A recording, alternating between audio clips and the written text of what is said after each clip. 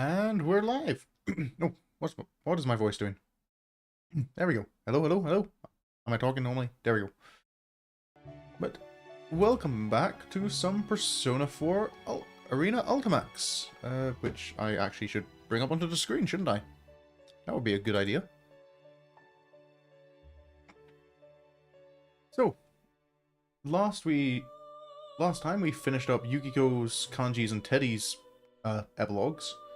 They're not really epilogues, they're the post-cliffhanger. So, this stream I'm hoping to get Naoto's, Mitsuru's, and Akihiko's finished. Don't think I'll be doing Aigus's, because I think I want to save Aigus's so that there's a little more content in the stream for whatever is behind the 12th card. Elizabeth is the only character I can think of might be involved there. As far as I know, Elizabeth has only shown up in Narukami's, Labrys's, and Aigus's story. I'm fairly certain she showed up in Aigus's story. But for now, let's get back into Naoto's route. Rise-san!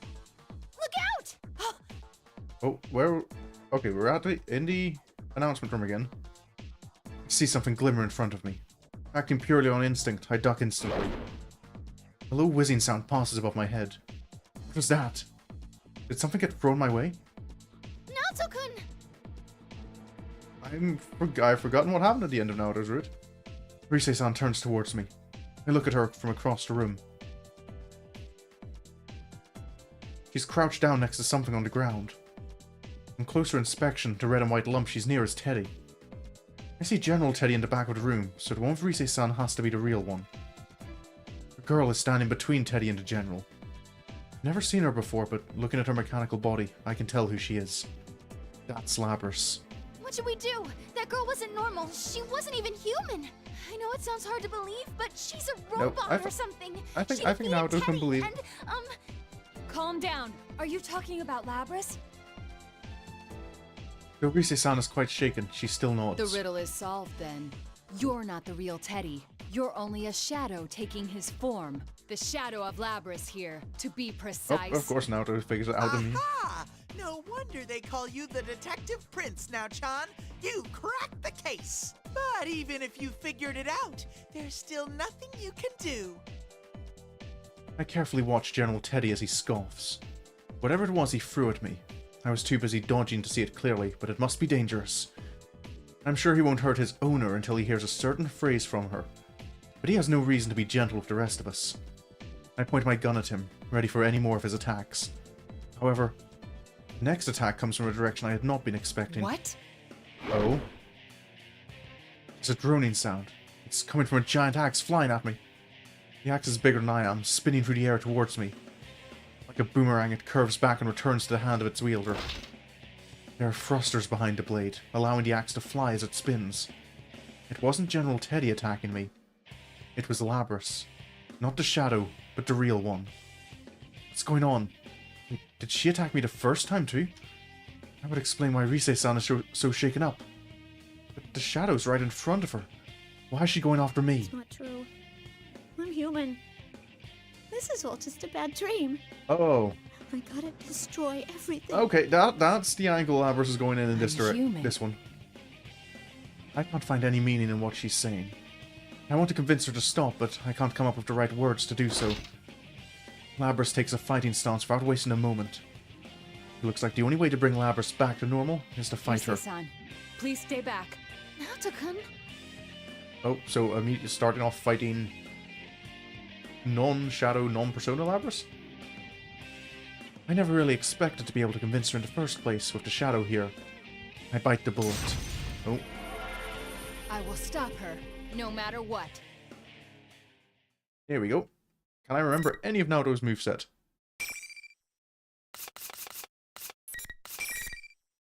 Nope, put a save down.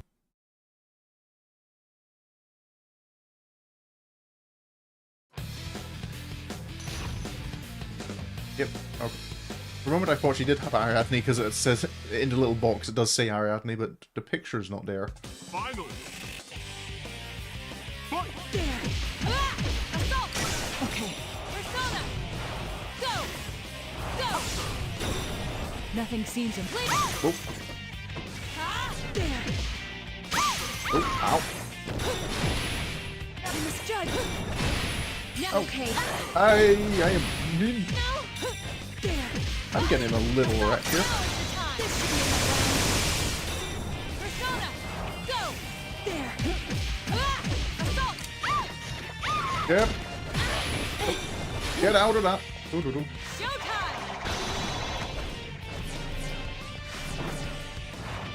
Oh. Farewell. That was a little closer than I would have liked. Perhaps I took it too far. I think against an enemy like Labrys, a gun is a fair enough weapon, Naoto.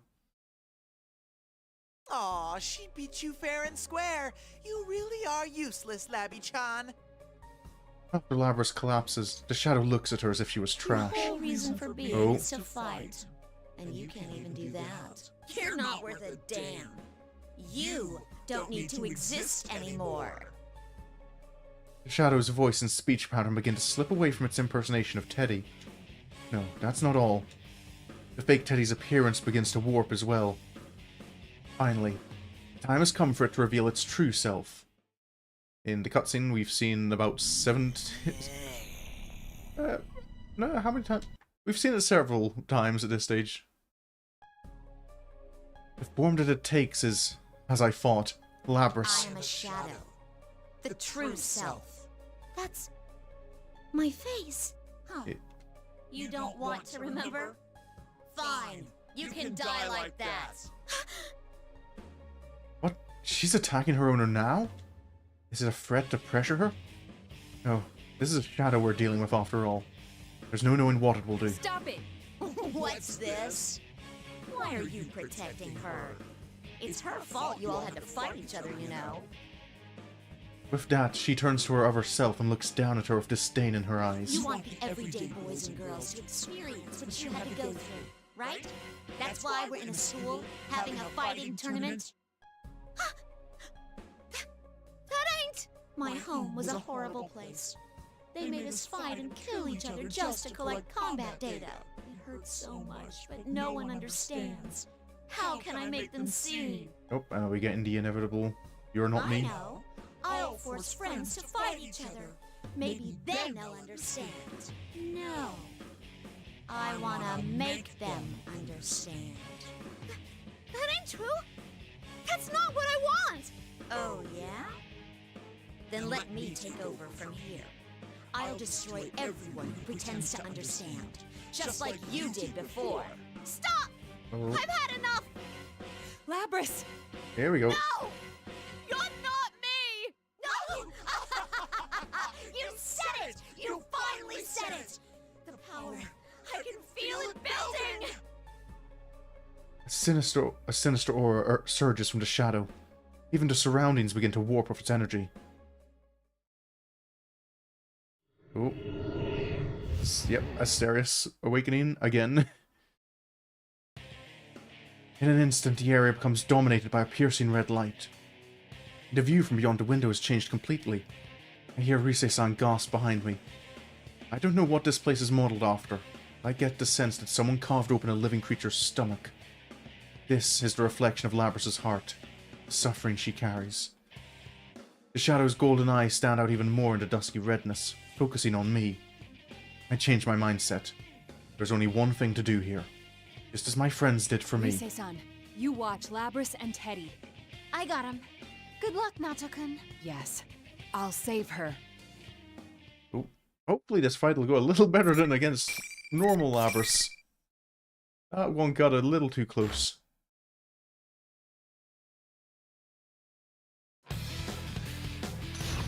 Yep, there's Asterius.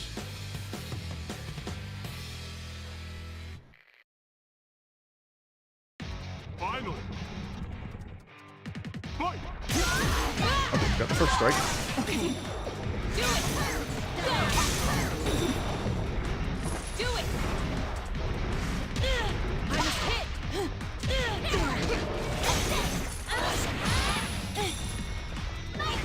Please! not be stuck in the corner.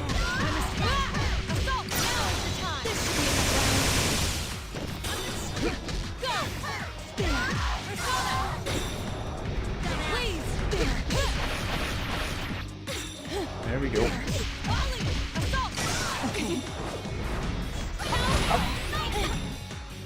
Okay.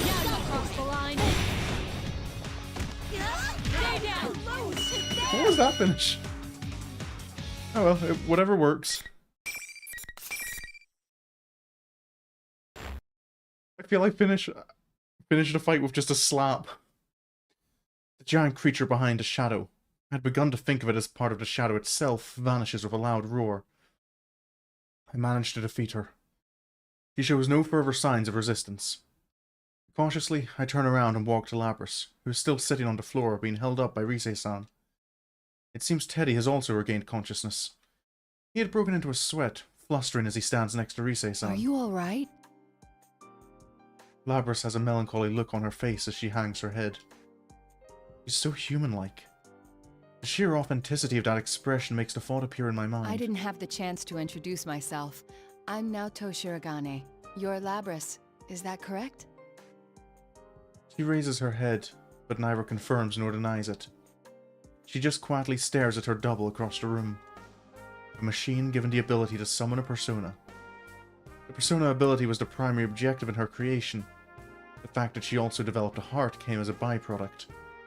How much suffering did she have to go through, having been treated like an object for so long? It isn't easy to imagine. I can't claim to understand your pain. It was only today that I learned you existed, to say nothing of the weapons program from which you sprung. But there is one thing I do understand. I kneel and look Lapras in the eyes. Look carefully at me. Do I seem like a man or a woman to you? What do you mean? You and I are alike. There is such a gulf between what we yearn to be and what we are, that we have trouble accepting our true nature. Our true nature? Just as I cannot break the glass ceiling of my profession, you cannot become human. That is the painful truth. But if we were able to change, would that truly bring us happiness? I feel there is something only you or I can offer, because of who we really are. There's something a machine like me can offer? Even if there is something like that, there's no place I belong. That's not true. I'm not human either, but I work at Juness. Yeah, Teddy went from being a shadow to having a part-time job in a shopping mall. The part-time ladies give me sweets sometimes and everything. The heart is always lacking something. It may be that you and I will be troubled by this same thing for the rest of our lives. But please don't forget that you're not alone anymore. I'm not alone. I nod strongly to Lapras as she looks up at me. I repeat it for emphasis. Don't worry. You're not alone. That's right. I'll stick to you like glue. Literally, if you let him. And it won't be just us. I'm sure you'll make lots of friends with everyone in town. That was my favorite. I'm doing fairly well. Really? A machine? It's been a fairly what's the word? A week of relief. All that's there was on Tuesday I finally got it confirmed that all those forms I'd been filling out and complaining about on the Discord, I finally got the result. We nod. Lapras stands up and approaches her shadow. They said it's okay to be me. Doesn't that make you happy too? She takes the shadow's hand as it droops its head listlessly. I'm so sorry I locked you up inside me for all that time. But we'll be okay now. I'm not alone. And you're not either, right?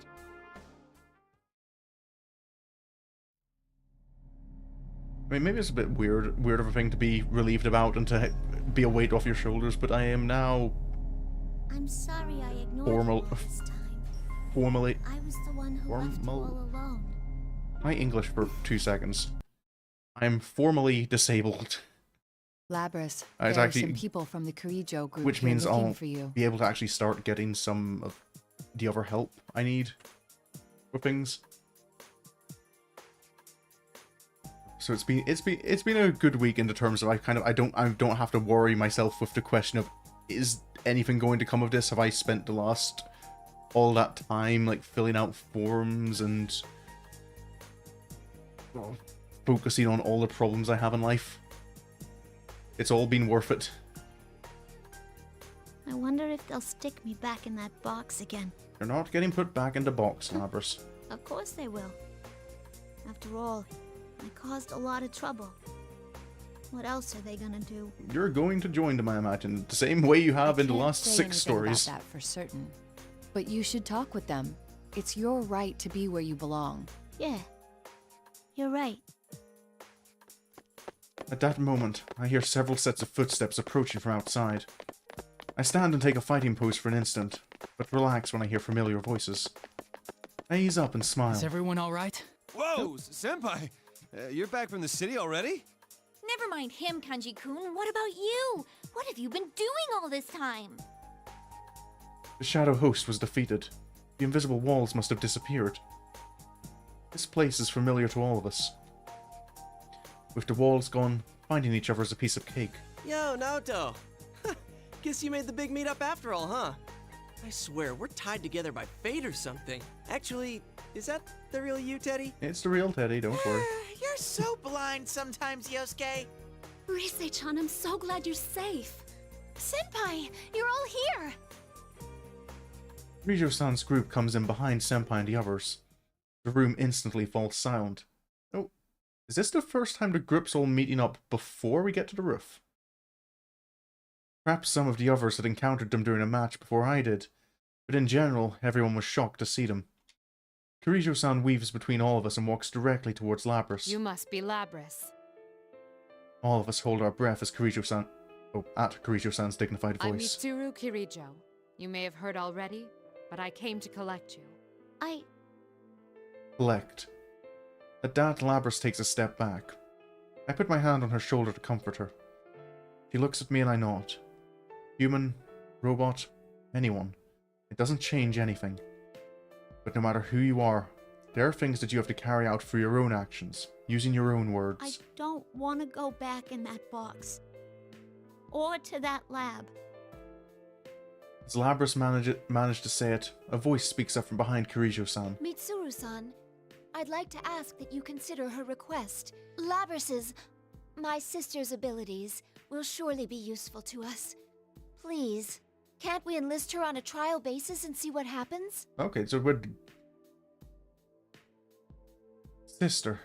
Surprised by that unfamiliar appellation, Labras looks towards the speaker. You're a robot too. It's nice to meet you.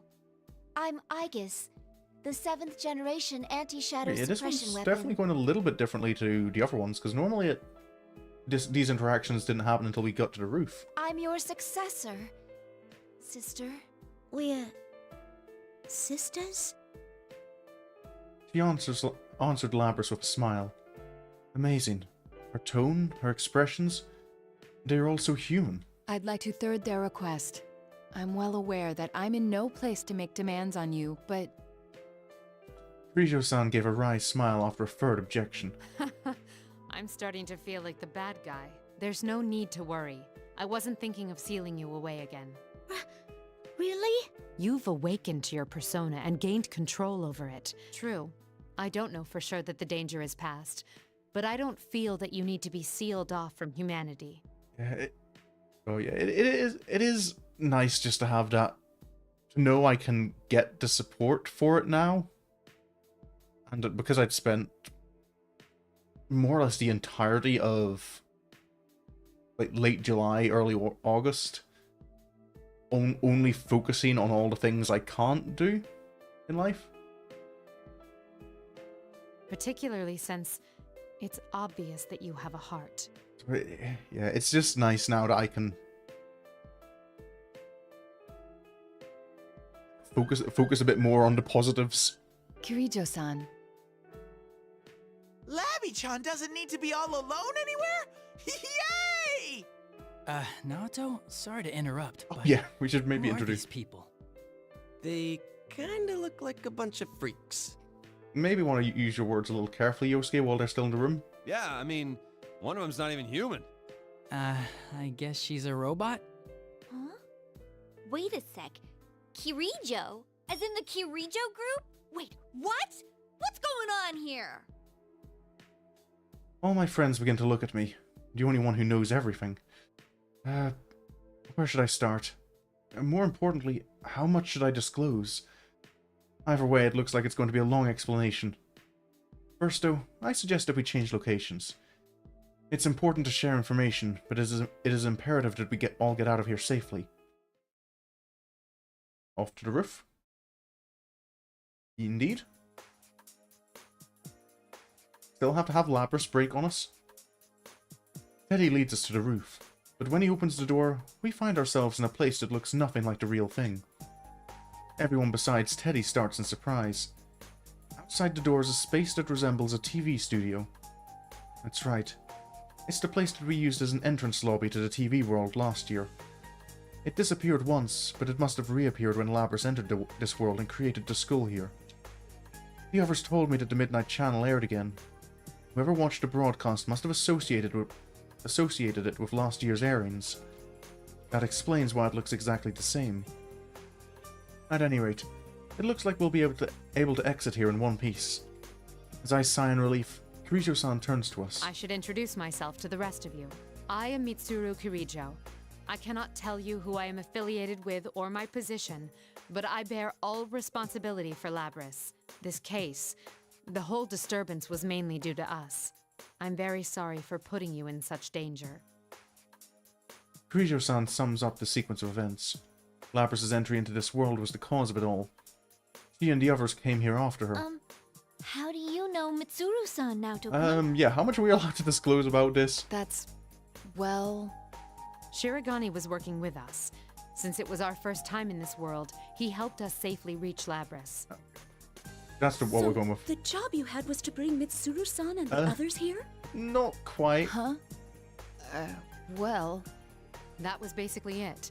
I'm sorry, but there are some things he cannot disclose. I ask for your understanding in that regard. Well, thanks for covering for us, I guess, Sure, Mitsuru. sure, detective stuff. I getcha. That's pretty cool. Nada-san and Aiga-san don't say a word, even after Kirijo-san's explanation. It's not completely a lie, but still. I shrug and sigh softly. And now that she sees I'm not denying any part of her less than vague explanation, I might as well be admitting that my investigation positions me against her. I really am no match for her. Well then, let's all go home. Alrighty, attention please. The trip doesn't end until we get out of the TV. I don't think it's going to be that easy. Dude, you really gave us a scare. And this isn't the first time either. Well, at least it ended well. You know, I understand about Rise-chan and Teddy, but why did Kanji-kun go missing again? Huh? Oh, well, because, You needed a change of pace, no? What? Did I misspeak? You said something like, sometimes a man just wants to be alone inside a TV. As if Naoto, you bastard! Why'd you have to tell him that? Lapras laughs at our small talk. Looking at her, I begin to feel like this episode wasn't so bad after all.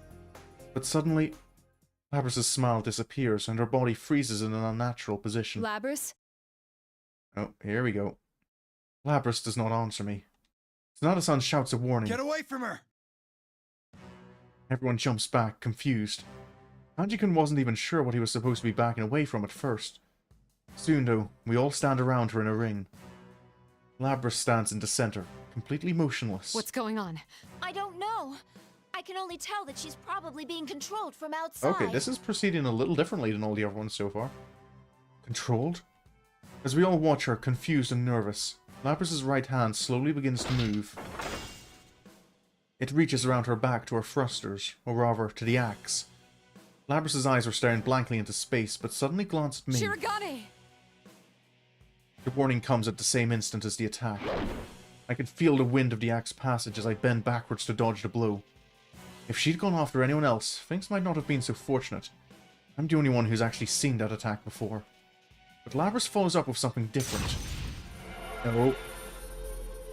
I gulp in spite of myself. That white, elegant silhouette behind Lapras. I'd almost forgotten. Lapras now has the power of a persona. Fighting her won't be as easy as it was before. Labrys, why? Never mind, it can wait.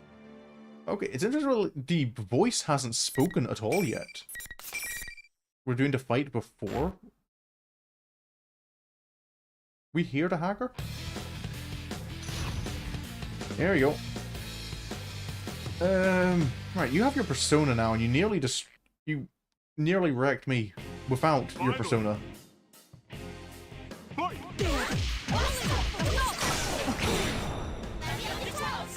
Cool.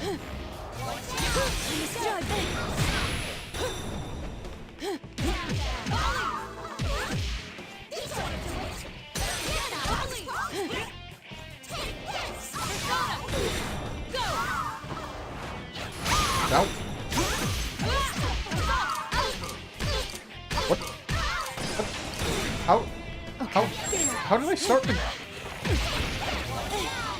I knew...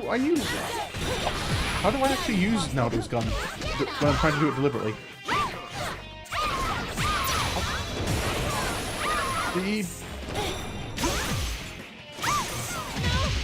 This is... Okay. A little closer than I would have liked.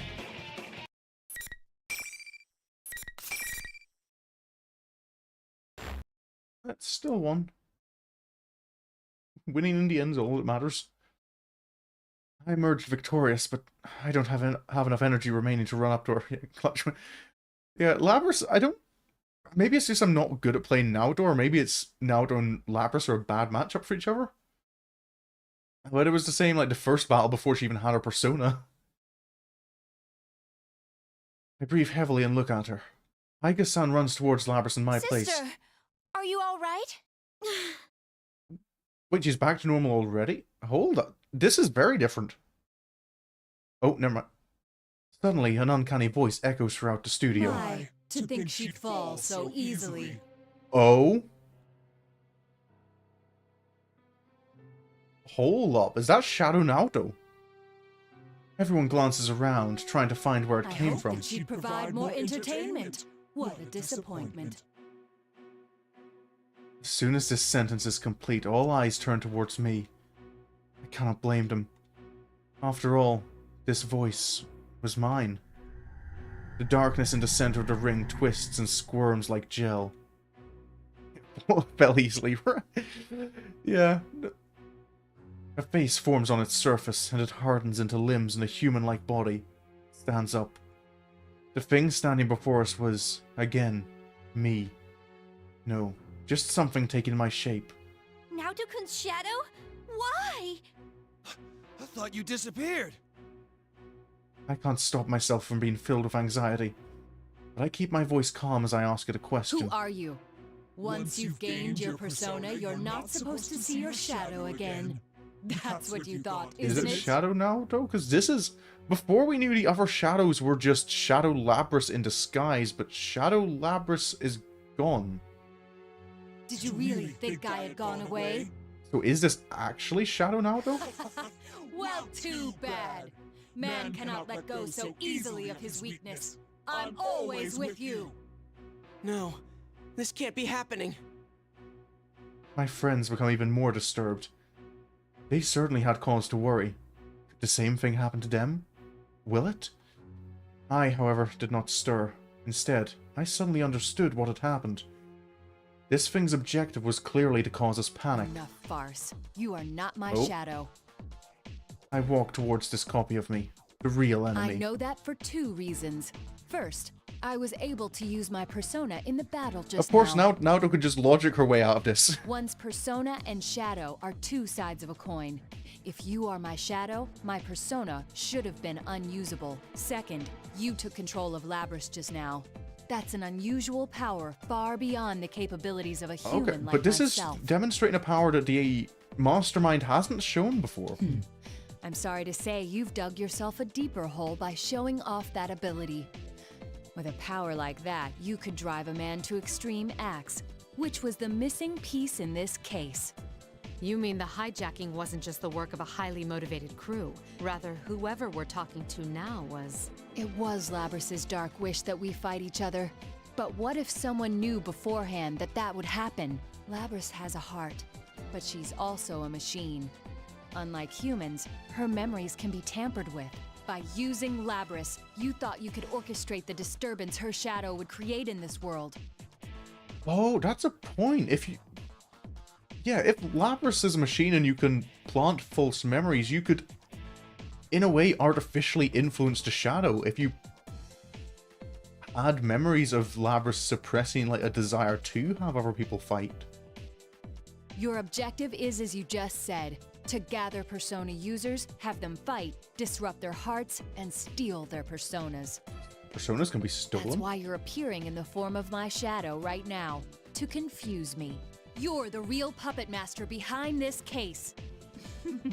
I'm surprised. Very insightful of you, Naoto Shirogane. Quite impressive work. I didn't expect you to fight back this fiercely. Sadly, it seems things won't be going according to plan. Yeah, we're definitely, Naoto's story is definitely giving us a lot more like new information compared to like the slight changes from all the other epilogues. But I'll make use of what tools I have to the very end. This is my last chance. No, more like a marvelous entertainment. Now stand, my puppet. Labrys staggers to her feet. There's no doubt now. This is the person controlling Labrys, and she has yet to break free from the spell. Poor thing. It's all worn out because of you. It shouldn't have much strength left to fight. But unless you destroy it, it will keep rising up and attacking you all. Oh. What will you do? This is a dilemma we weren't given before. Labrys pointed her axe to me for the second, no, third time. Rather than caution, I felt sympathy. The forced killing of comrades against one's will. I see now. This is the past her shadow had talked about. Shirogane, you need to stand back! Kirijo-san steps in front of me. Wait, if we all attack her, we may end up destroying Labrys. But she's just under its control. If we can release her, she should stop attacking. How do we do that? Before it was always the monster mind willingly gave Labrys up. I glance over at Rise-san. Is that possible? Alright, I'll give it a try. Using Himiko? Oh, relief for student loan? That's... Is that like partial forgiveness of loans? Or is that like you just received money to help you pay them back off? Or perhaps Rise-san's persona was powerful enough to do it. I think it's worth trying. However... It's no use. What is that thing? It's not a shadow. It's way too strong. I had a feeling things wouldn't be so easy. Out of options, Kirijo-san signals Aiga-san with a troubled look on her face. Aigas, prepare for the worst. Aiga-san opens her eyes in shock. A look of astonishment, and not the good kind. But she quickly regains her composure and begins readying her weapons. She slowly aims them at Labrys. Or it is a new payment program that's supposed to... Oh, okay. Well, oh. At least it's something. So I know recently I got one of my loans, well, my only loan paid off. And it is a weight off your shoulders once it's finally all cleared and there's no balance there. Realizing what was happening, Rise-san hastily interjects. Wait, let me try again. But Aiga-san pays her no heed. Labrys is in her sights. She looked calm, but it hurts just to see her expression. It's only natural. Oh, okay, yeah. Oh, it is good that they're adjusted to your own income. He called Labrys her sister. Now suffer. Relinquish your personas. At that very moment, Kirijo-san suddenly looks up. She closes her eyes. She gathers her strength, as she had when she tried to establish a line of communication with her own persona. But who is she trying to reach? See. Now! Who is she talking to? Is there someone here besides us? As I stared at Kirijo-san in bewilderment, it happens. Without warning, Labrys freezes in place. The menacing aura that she'd been giving off dissipates in an instant. Oh, hello. What? For the first time, I can hear panic in the enemy's voice. Freed from the power of the enemy, Labrys's body collapses to the ground. Akihiko-san's weapons fall back into her body and she runs to Labrys, as if all her pent-up emotions were exploding behind her like a rocket. Turn around a bit. All student. Oh, they were frozen for 3 years because of COVID? Yeah, COVID made a mess of a lot of things. What the heck was that? I don't know. I was getting desperate too. It seemed like something far away stepped in. What's going on? This can't be! It's just as we thought. The enemy is taking on your appearance and has no connection to you. Feel free to cut loose. Akihiko-san's voice is full of confidence. I don't know what she did, but when she speaks so confidently, it's impossible to doubt her. I look at the enemy again. My face, but with a different There's expression. something I want to ask before I fight. What now? Why did you choose me? Of all the persona users here, why did you use my face? Oh. Is that all? Of course I chose you. You were the most unstable of the lot. Never quite sure whether to call yourself a man or a woman. Your indecisiveness made you the perfect prey. I clench my fists, but keep my anger in check. After a moment, I nonchalantly tip my hat back on my head. There's actually something I've been curious to know all this time. Last year, when my real shadow went berserk, I was forced to the sidelines. It left me wondering whether I could have overcome that other me on my own. This is the perfect chance to find out. I won't hold back an inch. Okay, so we're finishing off with a fight against our shadow self. Now, this is making me curious to see what Mitsuru and Akihiko's roots are going to be like.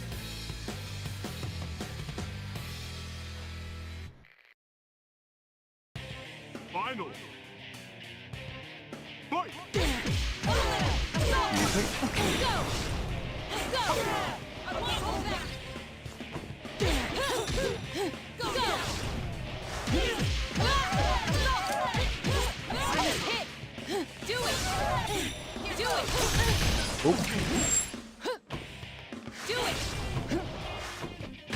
There we go.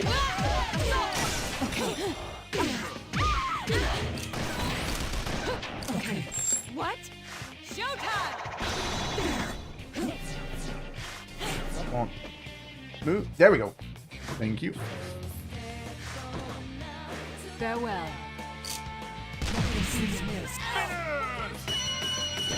Perhaps I took it too far. Naoto's finisher is an interesting one, and one I feel is much more would be much less effective against a human player.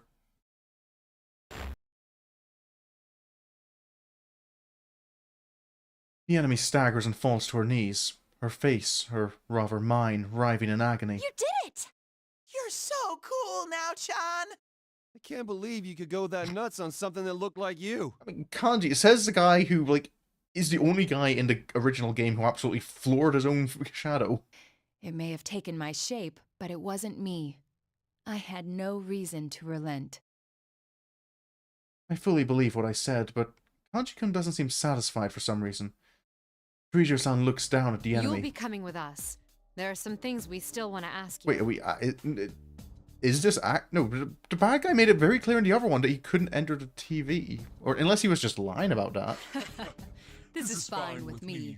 There were many twists and turns along the way, but I'm not displeased with the results. It was good enough for this time that I confirmed you have the power to meet my expectations.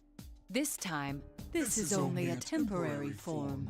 I doubted there'd be any meaning in changing my appearance, but sure enough, it made for a very enjoyable game. So your hardest... When's it? Yeah, it's just the middle of the middle of it, the curve. You don't have the same energy from resting at the weekend, but you also don't have... It's not close enough to the weekend to give you that encouragement. I will see you in another guise next time. Just... The enemy laughs and begins to fade away. Of course, the enemy simply disappears into thin air. Who was she? And what was her objective? Trying to separate us from our personas. Unfortunately, I was not able to get to the core of the matter. And Oh, when just a busy day for you then? We had that. This was the last place I worked. I think for us it was Saturdays was always the case. Yeah, end up drained and not want to do. Yeah, I know what that feels like. But still, next time, huh? Hell no! Don't you dare come back again! Yeah, what he said! Seriously, that was one sick bastard. Copying Naochan was going too far! Bad enough that it was in violation of my image rights, taking my form like that! I wonder if this is the start of something bigger. Yeah, I don't think we should let our guard down. Everyone's face clouds with anxiety.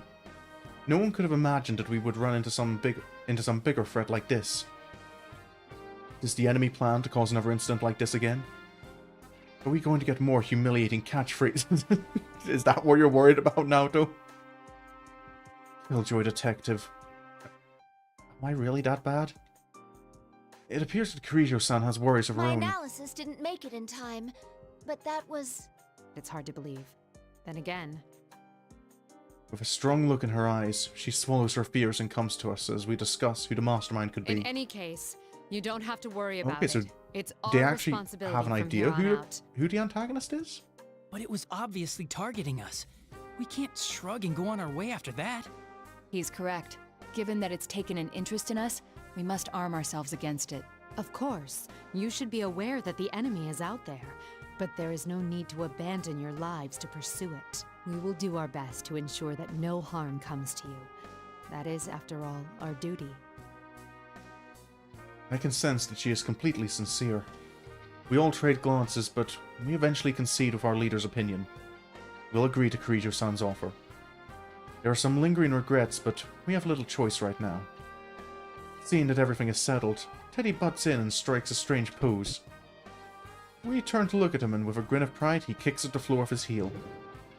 That is his usual little dance when summoning the exit TV to get us out of the TV world. Kirijo-san's group is obviously surprised. They look pointedly at the TV. Doing with this ancient TV? Hang on, where'd you even get this? It's a Teddy Vision! You can get out from here! This TV is our escape route? Can we really fit inside? Ooh, are you a little too front-loaded to fit? In that case, Teddy, I wouldn't you're mind gonna get helping yourself you stabbed. squeeze through. You're even worse than before, you know Yeah, that? he is a little. We all pass through Teddy's TV and make it back to the real world. Of course, Kirijo-san is a bit flustered to find herself in the middle of a department store. Labris looks slightly lonely, but she follows Kirijo-san by her own free will. There shouldn't be anything to worry about. Remembering Aiga-san's gentle smile, I know they'll make sure Labris is alright. And so, the incident came to a close. Get him, Aki. Yeah. We'll be getting to see more Akihiko later on. The following day, May 4th, Kirijo-san had stayed the night pursuing a follow-up investigation and is going back to the city today. We learned that from none other than Labris, who had called us all, wanting to say goodbye in person. And, of course, we were obliged to see them off. At an intersection just outside the shopping district, we gathered by that oh-so-familiar limousine to exchange parting words with Labris. I'm really sorry for causing you guys so much trouble. What are you saying? I had a blast meeting you, Labby-chan. Likewise. I feel like we didn't, Naoto didn't do much interaction with Labris. But I can't believe you didn't notice at all that Kirijo-san was searching high and low for you. You're so thick. That is mysterious. I wouldn't hesitate to answer the call of such a beautiful woman. It must have been because I was having so much fun talking with Labby-chan. She never gives it a rest. So, what are you gonna do now, Labris? If you need help, we don't mind sheltering you. Yukiko's house is a great hideout. Thanks. But I'm planning on working with Mitsuru-san. We're gonna catch the scumbag who tried to use you guys. This time, it'll be me that's got your backs. Sounds promising. It sounds as though you found a place where you belong then. Sure enough. Come back Sure anytime enough. to hang out, okay? Okay. Thanks, you guys. Labris's expression is radiant. I turn around to see Kirijo-san and the others watching from inside the car with gentle smiles. I leave the circle gathered around Labrys and approach Kirijo-san. There's something that I have to confide in her after all this time. I confess, I had known about the existence of the Shadow Operatives from the start. As I thought. Well, considering what we've both been through, there's no need to keep it hidden from you anymore. Why are you taking the lead even if it risks your life? A woman in your position needn't. A great many people were hurt because of mistakes the Kirijo group made in the past. I won't let it happen again. To leave behind nothing that could jeopardize the future. That's my mission. More than that, it's a vow I made. I feel like she's speaking to someone else. Someone who's not here to hear her. She then nods to me. The sincerity in her eyes is all the confirmation I need. In my line of business, you rarely come across people who actually speak what they mean. People I would call noble. She is one of the few. Actually, especially you like Yuko's style? Yeah. No, they all... Yeah, she... I'm trying to... I mean, let me put thoughts into words before I speak anything. But no, it may not come as too much of a surprise that Chie was the character I romanced in my first playthrough of Persona 4. But I don't know much about Akihiko because he's from Persona 3, which I'm tempted because I have a bit of spare cash at the moment. I'm tempted to pre-order Persona 3 Reload. Because something that this game has made me very interested in is, like, finding out what actually happens in Persona 3's story. You've been a real help. About the next step, though, I doubt you'll back down that easily. Who knows? It's not my decision to make. I give a casual reply, and Kirijo-san shakes her head with a smile. I understand that nothing I say can dissuade you, but I want you to be cautious. Her expression turns serious. This is likely to be a personal warning about the investigation I've been conducting on her. Of course, there are those within the Kirijo group who don't think as I do. There are no doubt a lot of dark secrets to be unearthed. The current Kirijo group has drifted away from the family businesses. I am only the founding family's daughter, not the strongest position. What an odd warning. It's as if you're showing compassion to your enemy. Well, I too personally hope you find success. You be careful too, Kirijo-san. Just call me Mitsuru. Of course, Mitsuru-san. Well, until next time. The car soon departs in the direction of the highway.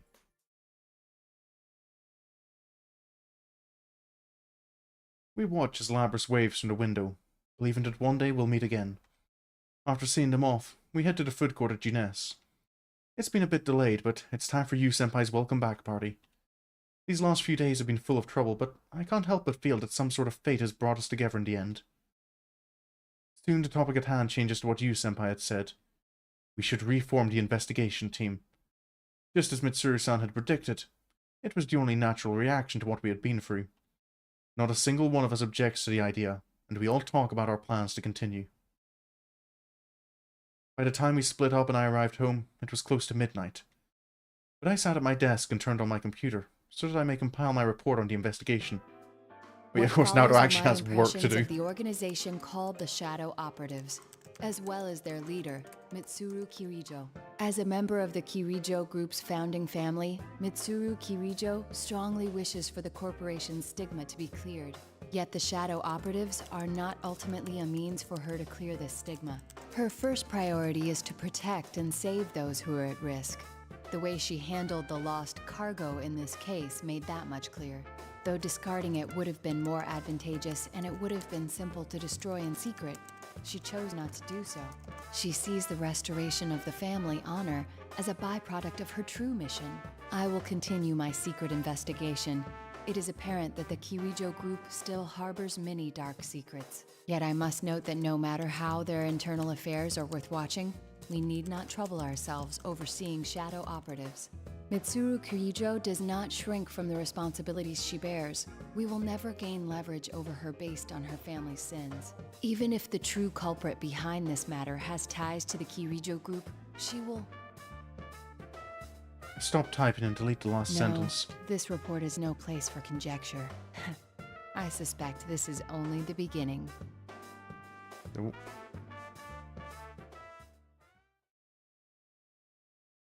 At the end. Never click. Okay, I'm still. Why are some of the routes? Why is some of the clears in yellow and some of them in red?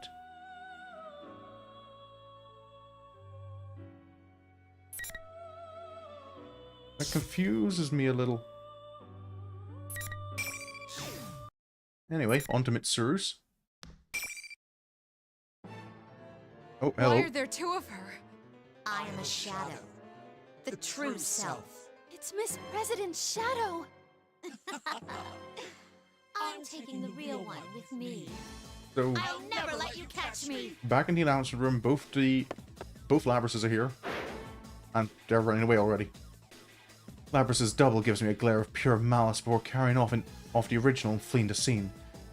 I almost chase after her without thinking, but I stop myself and reconsider. That second Labrus. Who was that? This completely unexpected situation has me off guard. I can't decide how to proceed. What is she? You seem to know. First, tell me something. Why was she in so much pain? Oh. What's all this about Labrus and weapons? I'm sorry, but that's classified. It's not for civilian ears. Then I won't tell you anything about her. Fair enough. You want to know what I know? You have to tell me what you know first. That may have sounded too much like I don't care if she's in pain. It'd be unreasonable to demand that she tells me everything she knows without offering something in return. And she's already seen Labrus's true form, so... Give a small sigh. Well, I suppose you're involved now. All right, her official name is 5th Generation Anti-Shadow Suppression Weapon.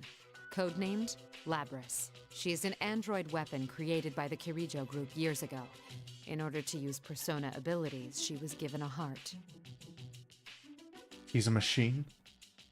Fujikawa's shocked expression conveys her thoughts as perfectly as if she'd spoken aloud. We couldn't let her run free. Just look at the trouble she's caused. We came to retrieve her and minimize any damages. I hold back no details in telling her of the cruel experiments she must have underwent during her development. Fujikawa takes it all in and quietly sighs. So when she said she didn't want to remember, that's what that was about. Hey, why didn't you listen to what she was trying to say? She said that she didn't want to remember, but you kept pushing your demands on her and making her feel bad. That's... I pause, considering her accusation. She may be right. Indeed, I was so desperate to put an end to this case that I didn't listen to what Labrus had to say. You gave her a heart because you needed her to have one, and then kept treating her like that. No wonder she's in pain. Tears stream from the girl's eyes. As angry as she is, she's crying for Labrus. Even after seeing her true mechanical form and learning that she's a weapon, Fujikawa has nothing but compassion for Labrus. Why are you siding with Labrus so much? I heard her voice a few times. It sounded like it was from her Oh past. yeah, Mitsuru heard like echoes of Labrus as well, didn't she? Because she has the communications persona. Well, the somewhat communications persona, whereas Rise has a full support persona. She said she was forced to fight when she didn't want to. That she was hurt and afraid. So she'd probably have heard everything even more clearly. I see. Fujikawa had also heard the voice, just as I did when she used her persona. Fujikawa slowly tells me about what happened last year, the reasons why she came to Inaba. Due to her career as an idol, she was cut off from those who knew her for who she was, leaving her isolated. But just when she had lost faith in everything, she met people who believed in her, saving her life. Someone to believe in, huh? Hearing that brought up again is a sore point for me. She's Miss President's shadow. Fujikawa tells me the details that she previously said she wouldn't Fujikawa. The reveal. repressed desires you don't want to admit? Here, they take on a life of their own. So that's why.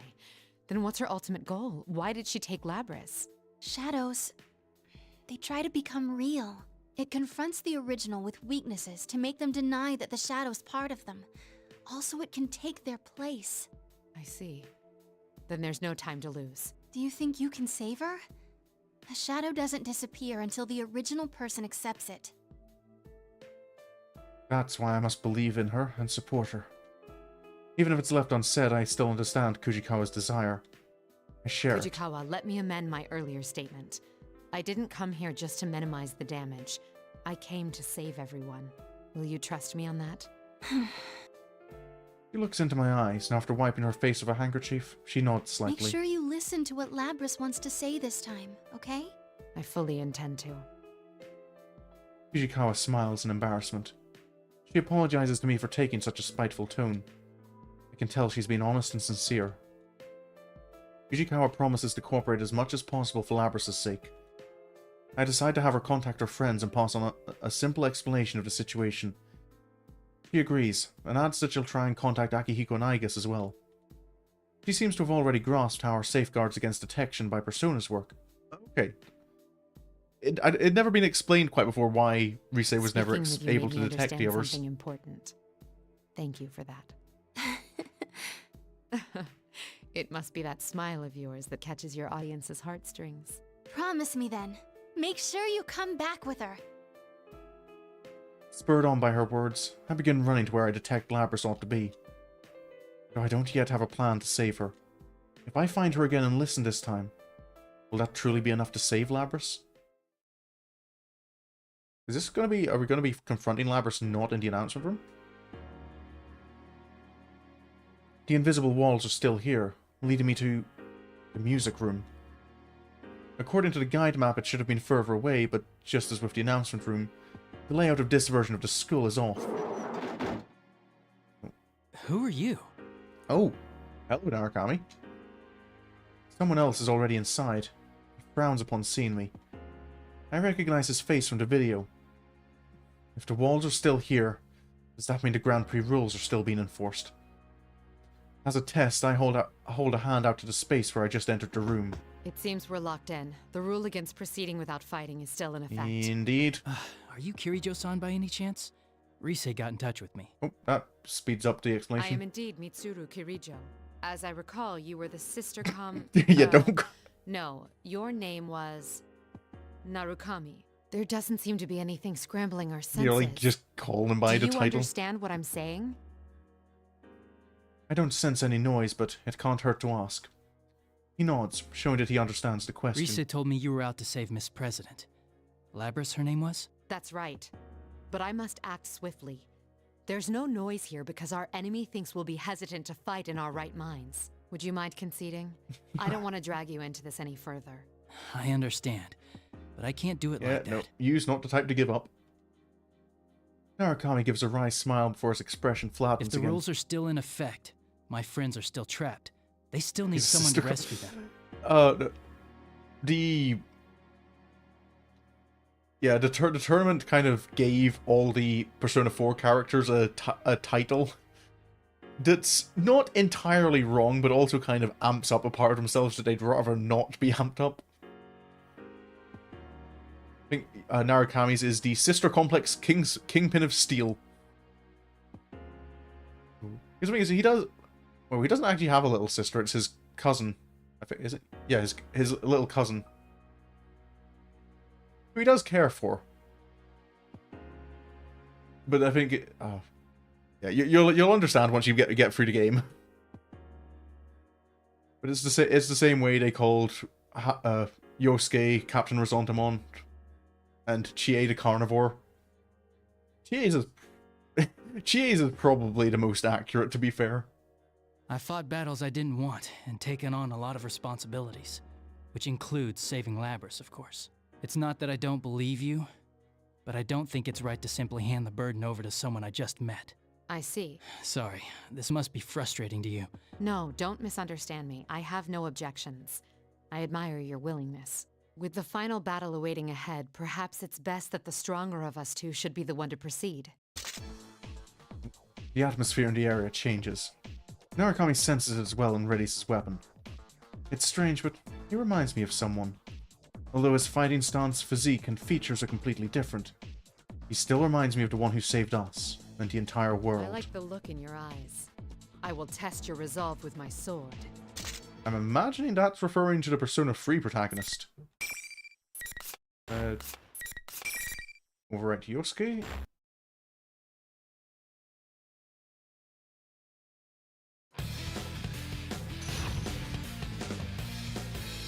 It feels like it's been a while since there's been a battle with you. Finally. Fight. There we go. I'm coming for you.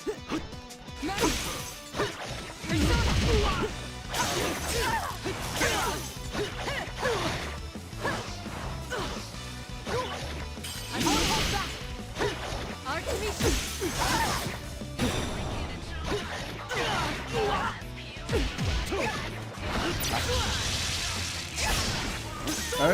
Can I? No. Can I? Do you mind? You're mine now. There we go. An elegant finish.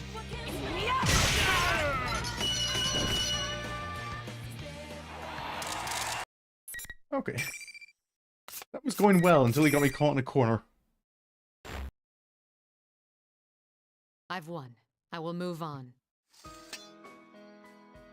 I hold out my hand to Narukami, who had collapsed on the floor, and help him up. Fortunately, I won the match. Although in fighting these people, I've come to see them in a new light. But first, I have something to ask you. In this world, to encounter another leads to an immediate win or lose situation. That's why I had intended to limit my interactions with others. All I felt regarding these students was regret for dragging them into this mess. But in order to be sure I can save Labrys, I feel that I'll need their help. Since they have more experience with this world, they're most likely closer to settling this. You said that you want to save Labrys too, but you barely know her. She isn't human and has been through things that aren't easy to understand. What were you going to do for her when you found her? Narukami quietly closes his eyes before answering. Nothing in particular, but I could have stood at her side at the very least. At her side? A number of things dawn on me with Narukami's words.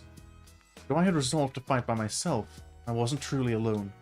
I had family and close allies, all who supported me. But Labrys was alone. She fought against the same units who shared her fate, and after escaping into this world, she had no one. You see, I understand now. He politely underlined something I had overlooked. He's not the first to show me a new perspective like this. This warm sensation that spreads within me. I understand now. That's why Narukami reminded me of him. You really do remind me of an old friend. I do? Yes. Though he's more than just a friend. I owe my life to him. I attempt to contact Kujikawa again. When she responds, I give her another request. She eagerly agrees, and Narukami, who's listening in, nods in satisfaction. Well then, I'll be going now. To save Labrys. There's no hesitation now. I've seen what must be done. I must go forth to keep my promise with them. Labrys will be saved. I'm certain of that now. Okay. What's the little request you made? I'm curious. In order to pursue the escaped shadow, I stop briefly and attempt to locate it with my persona. It's on the move, but it's headed to the... Oh. Kujikawa, can you hear me? The shadow is headed to the announcement room again. I've already picked up on her and got out. Also, I've managed to reach your friends. I was just talking to someone named Aegis. Kujikawa says she's never tried to connect multiple people at once, but with a little practice, she's picked up the knack. Her persona's support skills are advanced indeed. In contrast to my own inability to contact my friends against this noise without linking my persona to the communicator, she easily located Akihiko and Aegis. Really, she's quite talented. Aegis, can you hear me? I need you to keep Kujikawa safe. Understood. The shadow's presence is nearby. I retrace my steps to the announcement room and throw open the door. I'm ready to end this. Oh, yep. My. You've come. Sorry, but you're too late. You really helped me out, though. You were pretty hard on this girl, weren't you? The expression drains from Labrys' face as she mutters to herself with self-reproach. The shadow must be hammering at Labrys' psyche in order to have Labrys deny herself. We've got a guest. This human's here to take us back. She'll never understand how we feel. A typical human. Stop! Don't say anymore! Labrys. Oh. I step between Labrys and her shadow and draw my weapon. The shadow looks at me and her face boils over with hatred. What's this all about? Oh, of course. It would be a problem if she were destroyed while you were retrieving her, huh? Retrieve? No. This has got nothing to do with me! How long are you gonna lie to yourself? It's about time you face reality. You want the everyday boys and girls to experience what you had to go through, right? That's why we're in a school, having a fighting tournament. Yep, here it goes. You want to see close friends fight for their lives against each other. Because if they do that, then they might understand. You want to make them understand. That ain't true! But it didn't work. Kirito marched in here and spoiled your fun. It's all right, though. You don't have to worry about that anymore. I'll take care of everything from here. I'll destroy anyone who doesn't understand you and This comes is to get in your way. the same one as in Naoto shirt, right? That ain't what I want! The shadow's smirk widens as at Labrys' protests. Not me! There we go. Labrys' rejection seems to have crossed some line. I can sense the shadow's power rising dramatically in response to her words. That's right. I'm myself. I'm free. Even if I'm a misunderstood machine, I'll escape from all this. Ooh. Yep, we've seen this one. It's gone berserk, but there should still be time. I'll make you settle down. I support Labrys, who's slumped over, and make my intentions plain. What's with you, you hypocrite? The way you've been acting pisses me off. How can you be so kind to her? No matter what you do, it won't erase your sins. Fine. Since you're a Kirito, why not tell you exactly what your family did to me? What they made me do? Oh. The shadow thrusts her weapon towards me as if sentencing me to judgment. Remember those spectating students? What did you think those human-shaped Oh. silhouettes were? Oh, that's not... were they not just normal shadows? For a moment, her unexpected shift in topics catches me off guard. Those were shadows, too. Oh. Shadows of the prototypes you made her destroy. Oh, they... Okay. Is that because Labrys has... like, has the hearts of all her sisters, like, uploaded to her? When they were destroyed, their information was transferred to the victor. What's left of their hearts remains deep inside Labrys. That's right. They all have a soul. But because they never fully developed, their shadows helped her play school after they separated from her. Oh. So the whole time Labrys was here, like, she... to her they were... Oh, that's... Do you see? Those spectators you saw everywhere were her sisters she had to kill at the Kirito group's orders. I'm at a loss for words. I can only stand there, speechless. I haven't forgotten.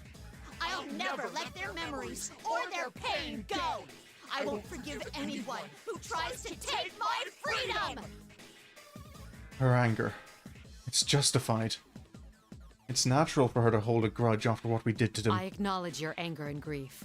Setting things right here is my way of atoning. This fight will release you from your curse once and for all. Okay, I'd kind of forgotten, like, my question about the true identity of the shadows.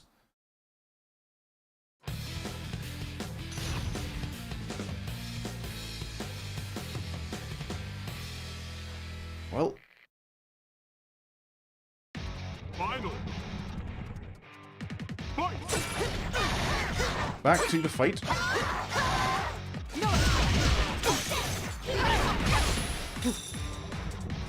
You have time to go.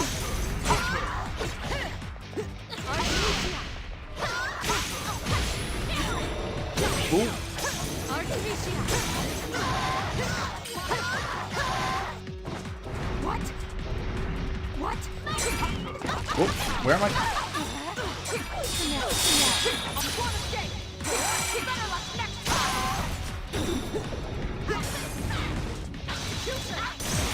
There we go. Mine now. Okay. An elegant finish.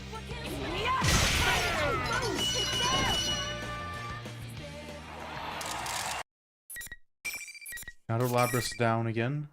I'm quite curious now. Is it going to just be similar to Naoto's, or is Mitsuru's like confrontation?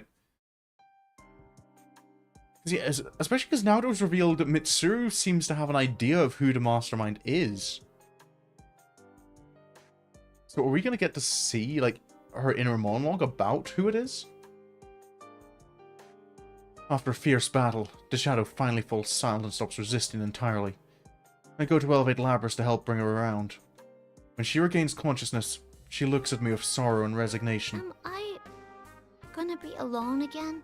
What am I saying? Of course I am. After all I've done. No. No one will lock you away ever again. Huh? I thought I had a firm grasp on things, but in the end, all I did was drive you into a corner. I'm sorry.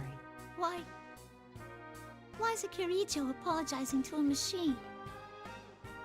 I mean, I hurt people. Dragged him into my own mess. I'm just like I was before. There ain't no reason to forgive me. That is solely your opinion. That's just your opinion. Huh? Kujikawa, can you hear me? Loud and clear. Is that Rise-san? That's right. You've met her too, and It seems Kujikawa accomplished what I asked of her earlier. I wanted her to use her persona ability to connect the voices of her friends directly to Labrys. Some of them I've met, while some I don't know at all. In truth, some of them may find it hard to forgive Labrys for dragging them into this, even after learning of her circumstances. But I believe in them. To tell the truth, I only saw you for a second, so I ain't really sure what's going on. Why are we leading with can't? Well, I suppose maybe you just get it out of the way with. But it seemed like you went through a lot. Anyway, hope things start looking up. That's way too simple. Can't you think of anything better to say? Hey, it ain't simple at all. I know damn well how tough it is to see a shadow come out of yourself. Yeah, we've all been through the same thing, so we'd suck pretty bad if we didn't forgive you. You caused me a lot of trouble, but it was still kind of fun. Kinda. They know how to accept someone for who they are, regardless of looks. That's why even though Labrys is a machine, they will surely welcome her. I'm confident of it. And indeed, they respond to Labrys with more warmth than I had thought. What you saw wasn't the whole picture, right? That's just how our hearts are. I concur. None of us can cast stones after you've gone through the hardship of facing your shadow. That aside, I'm just glad you're okay. I was worried about you. I left you alone knowing you couldn't use a persona. Labrys, when you come back, we should talk. Senpai's right. And not just us. Sister? Oh, Can you hear me? I too would like to talk with you. There's something I'd like to tell you. You may know it already, but still. the voices chiming in are gentle, kind, and warm. I can't help but be touched as well. My words alone could not have accomplished this. You guys. Why? You are a machine, unlike us. That is undeniably true. There will be days to come when you are tormented by solitude and caged by your own weakness. But one thing will be very different. Starting today, you are not alone. Whether she's machine or human has no bearing on her suffering. To be crushed under the weight of despair with seemingly no end to the pain. Feeling that one cannot go on any longer. I'm no stranger to those feelings myself. It was always someone else, like my family or teammates, who saved me. But when you're alone, it's difficult to see a way out. You can't find it unless someone else shows you. That's when you learn the extraordinary power derived from one's relationships. Companionship is the greatest guide. In my mission here, I've come to be reminded of that. We hope to become that guide for you as well. If you're not alone, you can stand to face the most painful of truths. Face the truth. Labrys' gaze turns towards her own shadow. There's no more fear in her eyes. He understands now. I see. I get it now. I watch over her as she stands up. No words pass between us, but I'm here for her. And that may be enough. Something I've been meaning to look up is who the voice actress for Lapras is. Maybe it's just me, but I've been quite... I've been thinking Labras's voice acting's been really good. Lapras and Karijo-san! Welcome back, you guys. Oh, straight to the roof. Together with Lapras, we head towards the rooftop, where there is supposedly an exit to the real world. A small crowd welcomes us on our arrival. Some of them I haven't yet met in person. If I recall correctly, the energetic girl with the short hair is Chie Satonaka. The well-built young man must be Kanji Tatsumi. And that must be the real Teddy. His speech is no different from the imposters, but in the absence of that evil demeanor, the real one is much more adorable. All the faces I saw in the video are here, with a smile on every one. Whoa! You really are a robot! Hey, can I touch you? Chie-san, that's a bit Yeah. impolite. It's hard enough restraining myself already. You said restrain yourself. Well, I give Lapras an encouraging smile. She needn't be afraid to enter their circle. None of them are rejecting her after I'm all. sorry I caused you guys trouble. Yeah, I want to talk to you about that. That Grand Prix was you, right? Oh no. Yeah, It wasn't a half bad idea. Fighting to see who's the strongest man was awesome! Kanji's right, but you should have invited me too. I won't forgive you until you say, I really like you, Teddy. you big bear of a man. All sexy like that. Guys, stop making it even worse. Yeah. Sorry we're starting off like this. In any case, I'm really glad you're all right. I got you to thank for that. You take very naturally to someone who isn't human. Great job, Mitsuru. But man, talk about a rowdy bunch of students. I mean, from what I've gathered from playing this, Akihiko, are we really in any position to say anything? Still, they are kind. I look at Lapras, surrounded by new friends. I wish I could join them, but part of me would rather watch over them for now. And there are things I still need to consider. Is something the matter? Oh, I'm not good at relying on others. My responsibilities are so heavy that I don't even think of trusting others with them. I've been told it before, but it never gets easy. Why not think of things more simply? Hmm. When something cannot be accomplished alone, there is no other choice but to trust in others to help. you don't have a choice but to let us help you. Good or bad, it is inevitable. Then why not accept it and move forward? You aren't alone either, after all. I can't keep myself from smiling at the truism I never would have... Oh, the truism I never would have come up with. You're right. It's not difficult at all when put that way. It's just as I was saying about companionship being a guide. Indeed, I'm thankful for my companions. They say the things I cannot, and take me outside myself with new perspectives. I'm sure that that same principle will save Lapras from straying from her path. Although, I think again about the case. Now that Lapras is safe, there's another issue. The mastermind was not Lapras, but her shadow. However, her shadow emerged and began to act only after she entered the TV world. It's hard to reconcile that with Lapras taking the initiative to escape. Come to think of it, there's something else that can't be explained if we assume Lapras was behind everything. Was Lapras truly the mastermind? Okay, so we're actually realizing this before the machine, before What are you getting the at? hacker shows up. Why did Lapras choose them? Where did Lapras learn of them? It's the students of Yasugami High that trouble me. I can't see why Lapras would have selected them. I thought that they might have sensed the changes Lapras caused in this world on their own, but no. The video that brought them here called them by name. Not to mention that the Shadow took the appearance of General Teddy from the start. Neither would be possible unless she had identified them beforehand. Even we didn't know about them or about this world inside the TV. How did Lapras discover all this? Yeah. Okay, I yeah, can't that's yeah. explain When you it put it that way, very few people know about the investigation team.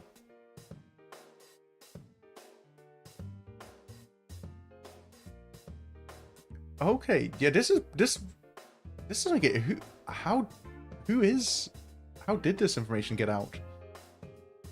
And I still have my doubts regarding the hijackers' mental state. Their memories were so muddled that they couldn't even explain themselves. Do Labrys' abilities extend that far? Excuse me? The more I think about it, the more questions arise.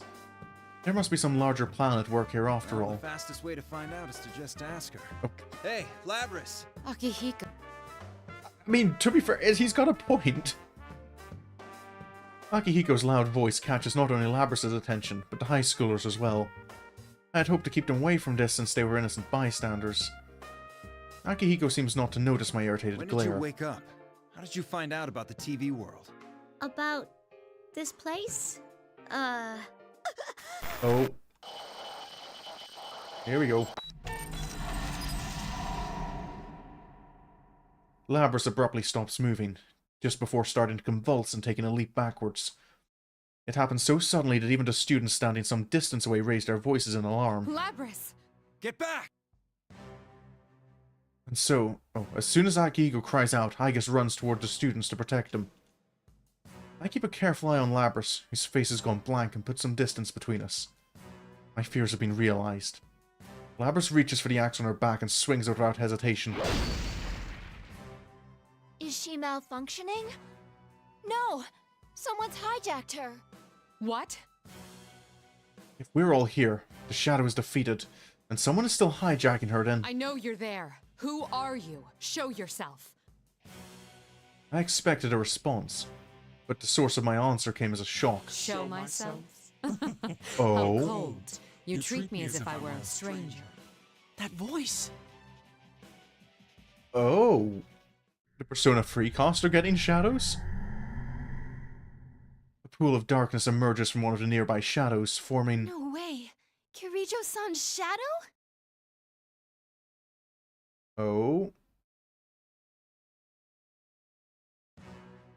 It has my appearance. My face. It's me in every way, save for the unnatural gleam in its golden eyes, and the mocking expressions it makes. Do you not recognize your own face?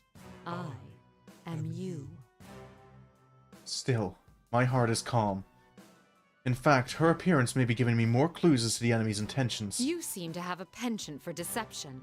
Unfortunately, I already know that you're the mastermind here. You were after Persona users from the start.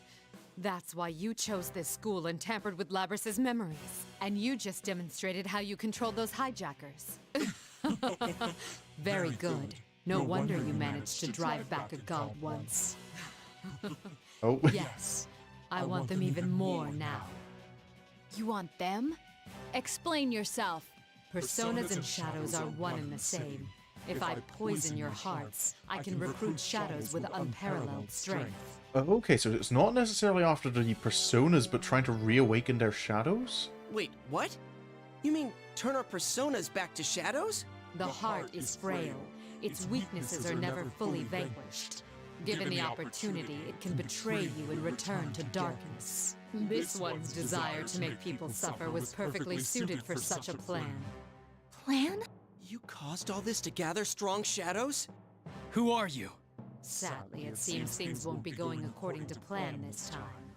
But I'll make use of what tools I have to the very end. This is my last chance. No, more like a marvelous entertainment. Stand, my puppet. Okay, so it's... so far it's seeming very similar to what Naoto's Shadow... Well, not Shadow Naoto was saying. The Shadow ignores my taunts and raises its right hand towards Labrys, still collapsed on the ground. Labrys reacts to the gesture by rising up, like a puppet with no will of its own. You bastard! This form is exhausted from constant battle and will be useless as an asset. But unless you destroy it, it will keep rising up and attacking you all. What? Oh. Labrys obeys the Shadow's command and leaps forward to attack.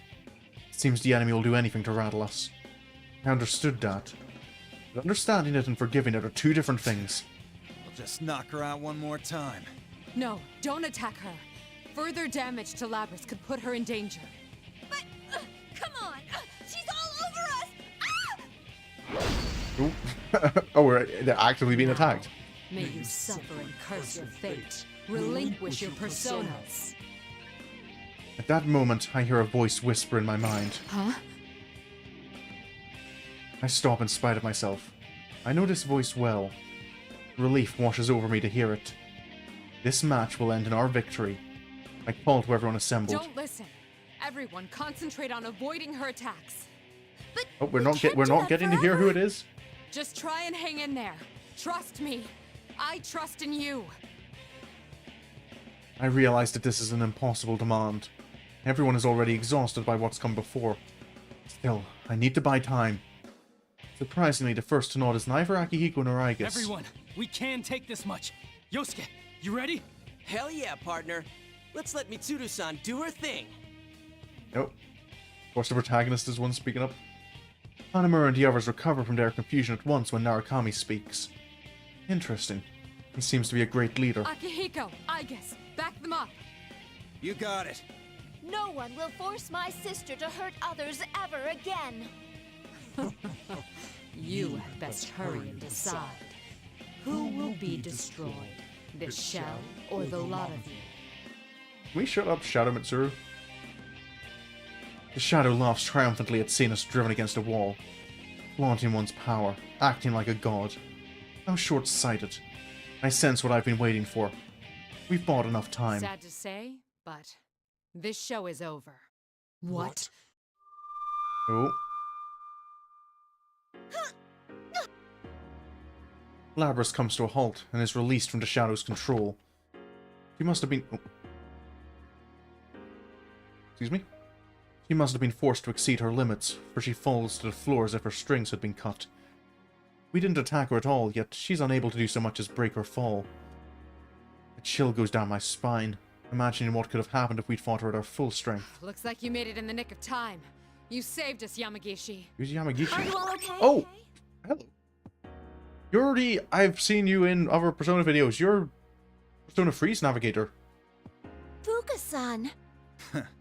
So you had a third assistant. That voice. It's not coming from in here. Whoever it is out there. Seriously? She can use hers in reality too?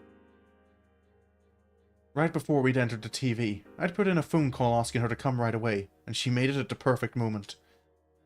Yamagishi initially had a bit of difficulty dealing with a world so alien to her, but she adjusted quickly enough. Though she's far away, I can sense that we're under her protection. It's just as you thought, Mitsuru-senpai. The enemy is only mimicking your appearance. It's a fake.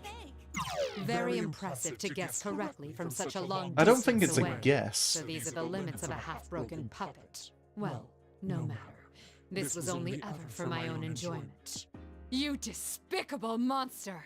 I didn't expect you to fight back this hard, but didn't you have fun? You were all taken in by an illusion. This place, these traps, everything came from your own minds. You dread yourselves most of all.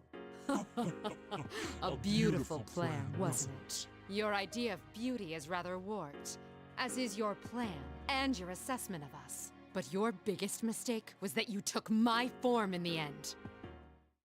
I take a step forward. Seeing this, Akihiko and Aigus take a step back. Oh. Yep. You know the bad guy's in trouble when the theme's... well, it's not a theme song, but Burn My... Oh. This is the, like... Oh, I've listened to it on Spotify. It's like the final battle version of the theme song. They know me well. You can see the signs of anger boiling within me. Are you angry? All right, I'll play along. The show must go on, right? Don't say another word while wearing that face. I'll teach you just who it is you Yeah, made time an to get enemy hyped. of!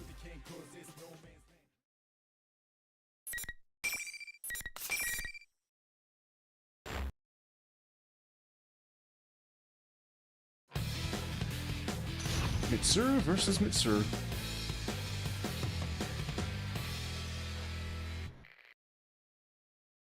Searching around for another emote artist. Alright, still trying to get smirking Seri.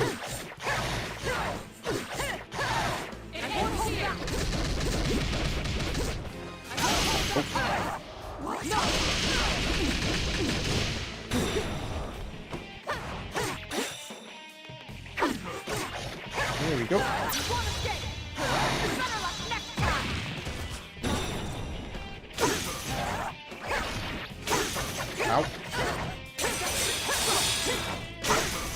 Ow. Don't want to break. Can I get Artemis here back? Never mind, I don't need a persona.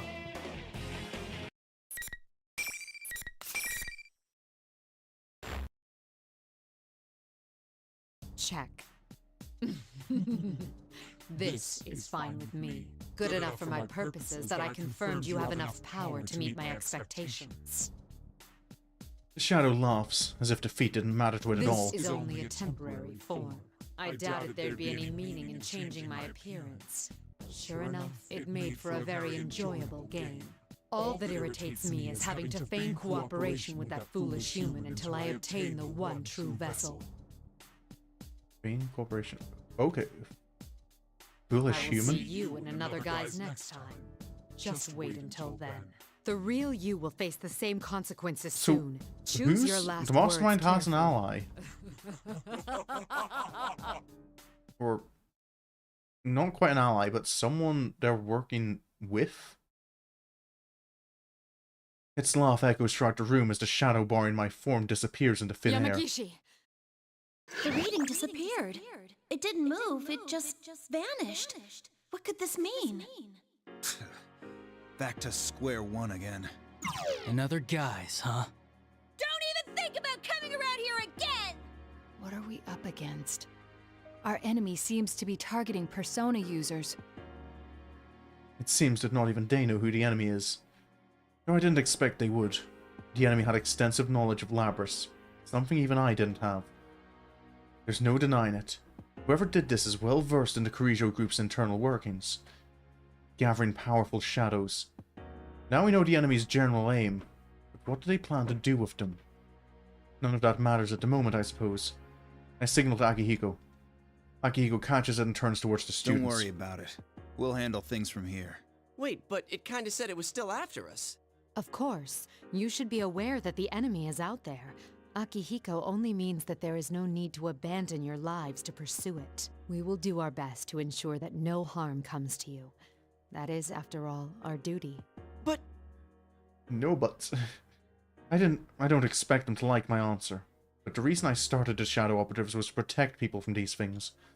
The students are still young. Granting my permission would only mean them becoming more inexorably... English? Inexorably involved. We should be the ones to take responsibility. Guys, let's leave this to them. You can... Are you serious? They're right that we need to go back for now. We're all at our limit. When Narukami signals to him, Hanamura's complaints fall suspiciously silent. That hardly... Oh, yeah. That hardly fooled anyone. Either they take me for an imbecile, or think it won't matter even if I do catch on. I suppose I can live with it. If they are that determined, I can hardly dissuade them. We'll have to take care of everything before they can involve themselves. That's all. Okay, yeah, okay, so Mitsuru did pick up immediately on what their plan was. Teddy jumps around, his footsteps sounding highly unnatural to catch our attention. Alrighty, attention please! The trip doesn't end until we get out of the TV! Dude, we were in the middle of a conversation. Were we? What are you doing with this ancient TV? Hang on, where'd you even get this? It's a television! You can get out from here! Good old television. They exchange banter, as if the recent problems are already long past. We must fight so that they can continue to be so carefree. How's Moreover, Labrys? There wasn't much damage to her motor functions. I don't believe it will take much time to repair her. Still, the stress on her cognitive functions must have been severe. It may take some time for her to awaken. new one does, you get 2 emotes for $5? That sounds very good. I've never looked at... or maybe 2 for $10. Okay, yeah. I mean, I've only ever gotten... I've never gotten, like, emote commissions. But compared to the prices I look at for, like, character art commissions, that does sound good. Igus gazes sadly at Labrys' unmoving form in her arms. We must also fight to prevent anyone else from being hurt like these two. This case is over for the time being, It's time to say our farewells to this world. With a newfound resolve to fight is surging within me.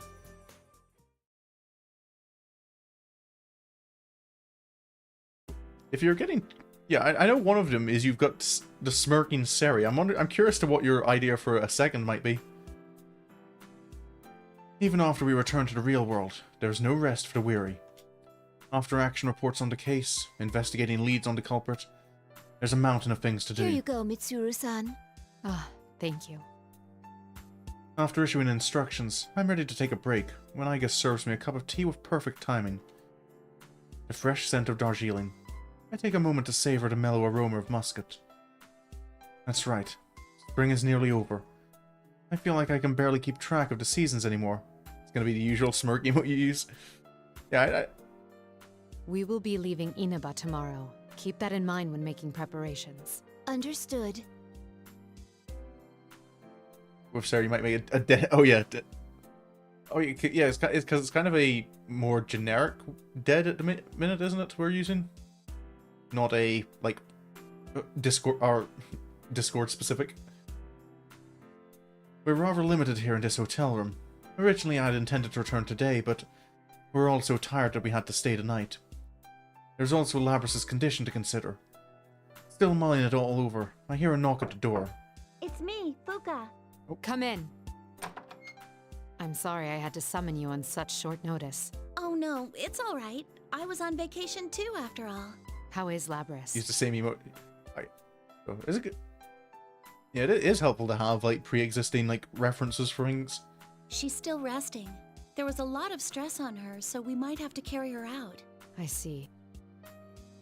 Yamagishi takes a nearby chair. There's weariness in her eyes. I looked into the records. Labrys was built on a self-contradicting foundation. Oh? Self-contradicting?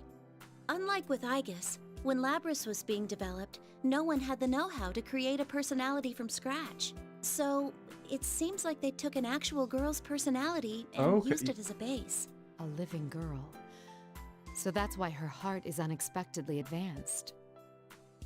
Yamagishi nods. But if she had all of the original girl's memories, a contradiction would occur in her self-awareness. Normally they'd make adjustments to prevent that, but even then, they couldn't guarantee it would be completely safe. That's why Labrys was loaded with a self-deceiving function, in case a conflict arose in her self-awareness. She was deceiving herself? Then the function that interfered with our perception... so that what? It was listed as meant for infiltration, but that was a technicality. Its true purpose was a safety mechanism. She was given a heart, presupposing that it would cause conflict with her self-awareness. I silently begged the heavens for forgiveness at the cruelty and injustice performed upon her. I think that should be okay now. Oh, a hesitant voice comes from outside. Labrys, when did you get here? Sorry to sneak up on you, but after I faced my shadow and learned how to use my persona, it's hard to explain. But it felt like my emotions settled down. Actually, that may be what happened. Facing one's shadow could be said to be correcting one's self-awareness. That must be it. Your developers came to the decision that it was an insurmountable problem, yet you overcame Hello, it. Metamon. Welcome to the stream. I approach Labrys and stroke her head. She fidgets, her eyes cast slightly downward. How do you feel? Does anything seem off? Oh, no! You guys have treated me so well, I feel kinda guilty about it. My body's all fixed up too, so there shouldn't be any problems there. I see. Oh. Labrys's expression seems gentle. She appears to be mentally stable. I doubt there's any danger of her losing control again. I wanted to talk to you about where we go from here. From here? You mean, about me? Originally, we planned to take you back to the lab on Yakushima, but that was when we still thought of you as a mere object. Is that what you want to happen? What else is there? You could tell us what you yourself want. You do have a heart, just like us. Who knows? Maybe you could even go to school eventually. Me? Go to school? Even Aegis has been to school, and that was when she knew much less about the world than you know now. Thinking back to that time is, it's rather embarrassing. Surprisingly, Labrys falls silent in thought. To live a life no different than anyone else's. That must be exactly what she wants. Should I tell her there's no need to worry about living expenses? No, best to wait for her decision. She should be the one to decide on her future. After a long silence, Labrys speaks again. School. Oh, the new Kickstarter. The Sounds Kickstarter great. for the Deep Rock board But game's I out feel again. like there's something I gotta do first. I mean, yeah, it's been my dream for a long time to go to school, but someone's after those guys. Someone's trying to wreck their lives. I want to catch whoever it is myself. I want to look after those guys. Rather than being with them, she chose to protect them. It's a beautifully selfless decision. She fought for herself and chose her own path. I see no reason to deny her that. The Security Department Shadow Response Unit would be glad to have you. Welcome to the team, Labrys. I extend a hand. If she takes it, she'll be putting ordinary life on hold for a while. Oh, just drop in and let me know. Of course. Thanks for stopping by. I get to work with you, sister. I guess that reminds me. I am your younger sister, but I am more experienced than you. This may be somewhat confusing. Though the two sisters are a bit awkward around each other now, a new bond will form there as well. Labrys made her own choice not to live an ordinary life. You could say that she is truly facing herself. She'll be alright. Seeing the two of them together makes me sure of it. I'll give you a tour of the lab tomorrow. Make sure you're ready to write things down. Do they need to write things down? Can you not just, like, remember it? Tomorrow? We're leaving Inaba already? I haven't even said goodbye. I can't leave without seeing him one more time. Oh, that's good to hear. It means you've made some friends. Friends. I turn to Igus. I guess. Get in contact with them by whatever means you deem necessary. Oh dear. Understood. There's Igus hacking everyone's How phones should again. I contact them? I only know their names. Yamagishi, your usual method should prove effective once again. Usual method? But isn't that invading their privacy? Permission granted. Remember, we have official sanction to operate now. This feels like a slight abuse of authority. And after how they acted when we were parting, we'll definitely need their contact information. They won't sit quietly by, of that I'm sure. This matter is still open after all. The mystery remains unsolved, and there are still worries nagging at me. But that's not the only legacy of this case. I'll help look them up too. Labrys breaks into a smile and takes Igus' side at the computer. The bonds that gave her that smile. They will light our unseen path. There's no knowing yet where this case might lead. But the day that we stop in our tracks, too afraid to continue, will never come.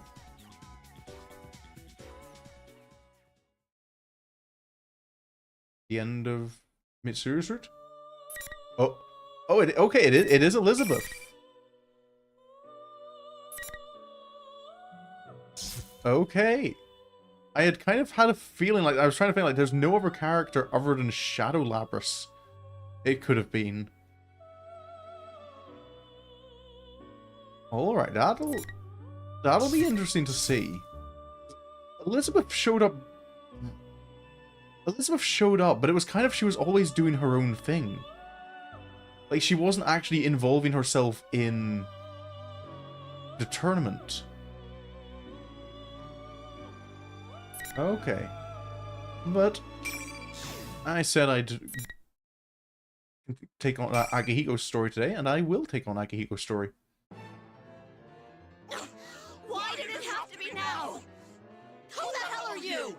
We've come to take you in. Would it clear things up if I mentioned the name Kirijo? One Labrys looks at me and yells in rage. Or it'll be alternate colors, but when I think the yellow clear ones might have something more to do. Yeah, that's why I'm not sure. I'm curious to see once I finish Elizabeth's if it still says, if it does say complete 100%. Oh, yep. It's your boy. The other one recoils in horror. I'll never go back there! Nope, and off she goes. Crap, she ran off. Damn it, get back here! Everyone dashes after the first one. I immediately try to pursue them, but Hey, wait a second! Who are you? you. Hello, Chie. The remaining girl in the green warm-up jacket stomps me. If I recall correctly, she was the female student introduced as a carnivore in that I need to commercial. go after them. You're better off forgetting what you just saw. Wait! You can't just... She appears to be uninjured, and I can't lose time dealing with her. I ignore her and book it off to Labras. Oh, I don't... Is Chie going to follow us? Hold it right there, Buster! Oh, sounds like it. That voice. She caught up to me though I'm running at full sprint. She must be quite an exceptional athlete. I can't drag her into this. This is my duty. Should I run even harder? That might cause me to redline my heart rate. That would deaden my legs for any upcoming fights. Could I just convince her to leave? Now, unfortunately, it seems that both of those options have been taken off the table now. I grip my fist where there is nothingness. Resistance. Another invisible wall. Looks like this is the enemy's way of buying time. Sure enough, female student catches up to me. She confronts me as she tries to regain her breath. You're gonna tell me what's going on! So she wants an explanation. There's no harm in telling her what's going on since her friends are already caught up in this mess. There's no need for them to learn details about it. If they just return to the real world, they can get out while keeping relatively normal lives. What good would that do you? What? I'm here on a certain mission. You could even call it a duty. My resolution is nothing like yours, based on curiosity. A duty? I hit the invisible wall. Ridiculous Grand Prix is still going on. Indeed. Wait, you mean... We have to fight? The girl hurriedly reaches around at the space behind her. As I expected, her hand hits an invisible wall as well. That wall didn't exist when I first passed through that area. We're trapped. So, like, do we... That's what you get for coming after me so recklessly. Yeah. The rule that one opponent must be defeated is still in effect. She may be a girl and a student, but I don't intend to go easy on anyone as long as I have a mission to complete. I unleashed the aura that instantly silenced so-called tough guys all around the world. I was hoping that she would quietly back down before I had to go this far. But even though my aura dampened this girl's resolve a bit, she didn't even take a step back. Alright, I accept. Oh. Huh. Why are you willing to go to such lengths to catch up to Labras? I don't know why. I just know that she was in pain. I don't know if my reasons are better or worse than yours, but I can't turn my back on her. Foolish words of a child. There's a fire in her eyes that makes up for her lack of reason. I gotta say, I prefer that far more than wasting time with needless chatter. She's definitely piqued my interest a bit. Alright. To answer your question, what you saw was the 5th generation anti-shadow suppression weapon Labras. She was given a heart so she could use a persona. A weapon? Then she really is a robot. But she's so cute. And she even sounds like a normal girl. She has a perplexed look on her face. Even though she's already seen those mechanical arms and legs, it must be hard to believe that a robot could be that lifelike. Oh, so that's what her lost memories were about. And since she has a heart, she has a shadow too. She has a shadow? Do you mean the thing where there's 2 of her? The girl does her best to explain the structure of the TV world to me. The world inside the TV apparently mirrors the feelings of those who enter it, and its appearance changes accordingly. She tells me that this fake school is most likely created from Miss President's, Labras' psyche. She also explains that the repressed inner thoughts within oneself separate inside the TV world to become a shadow, and that those shadows try to kill their originators and replace them. I get it now. The mastermind behind all this isn't Labras, but her shadow. Nope, there's a real think mastermind, that's it don't worry about that. But I wonder what's with this tournament. What could she have wished for to make this happen? I have some suspicions about that. Labras may have been forced to do some inhumane things while she was in development. Her original circumstances may be related to the setup of this Grand Prix. Indeed they are. The girl goes pale upon hearing my words. Such a tale would be unimaginable for those living ordinary lives. This tournament is a reenactment of what Labras went through in her past? Even Mitsuru doesn't know that for sure. If there's anyone who can claim to, it would be Labras herself. That's all I can tell you. If you still want to search for her, you'll have to defeat me to move on. What'll it be?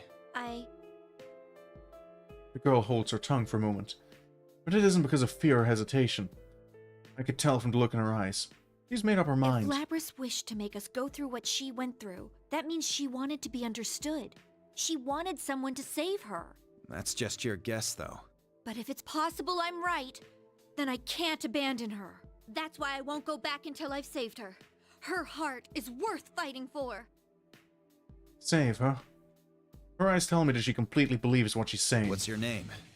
Mine's Akihiko Sanada. I'm Chie Satonaka, a third year at Yasagami High. I like the fire in your eyes. Then let's fight and see whose passion comes out on top. Here we go. Oh, he's actually replacing Chie's save.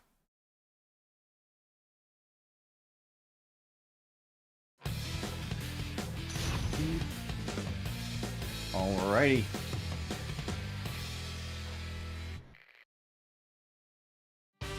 Final. Fight. Oh.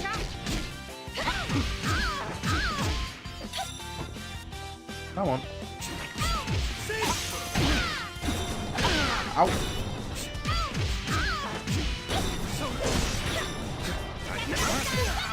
Oh, I got Persona Break already.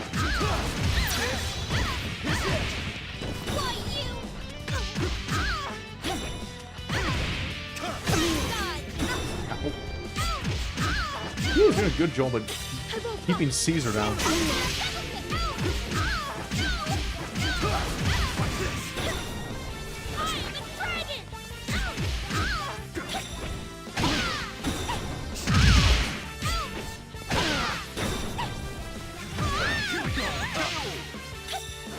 Come on. Here we go.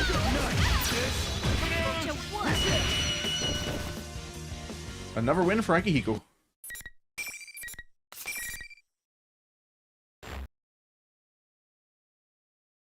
Looks like I win. Ah, damn it, this sucks. I lost. Oh well. He is smiling brightly. Hey, Chie, you don't get to go search for Labrys like you wanted and you're laughing? Well, I figured either way you'd save her. Labrys, I mean. I can't resist cracking a little smile at Chie's words. She seems naive, but she saw right through me. I guess she's sharper than she looks. One of my mission priorities was to limit collateral damage. To achieve that, I thought that destroying Labrys might be my only option. Akihiko being Akihiko doesn't care. Age and gender is irrelevant to it. As long as you want to fight, he's willing.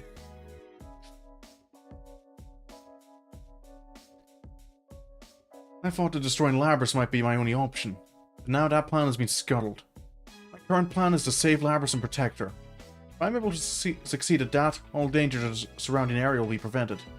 I'll commit myself to this plan from now on. Can I ask you to give her a message? Please tell her I said I was sorry for saying such cruel discrimination. things and doubting her. Let her know I really want to talk with her when this is all over. Anyway, just tell her I apologized. Yeah, I'll let her know.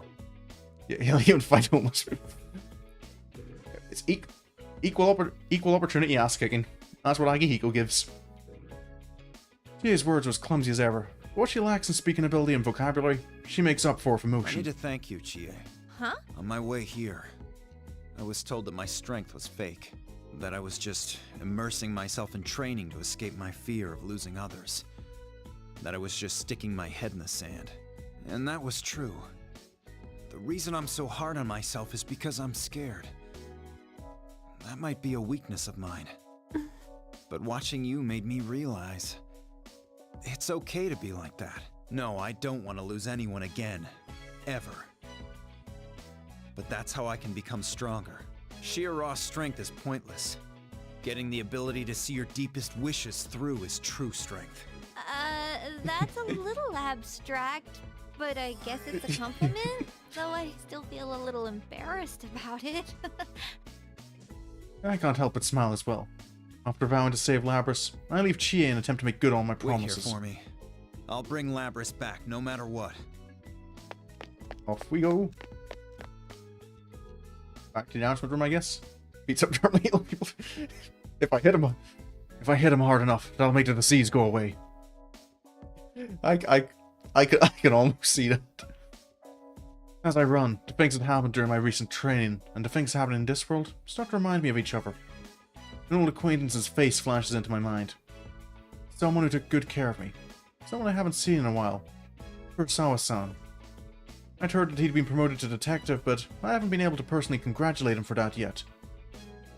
There's another place that I need to go visit. Once this is all over, I should go see him too.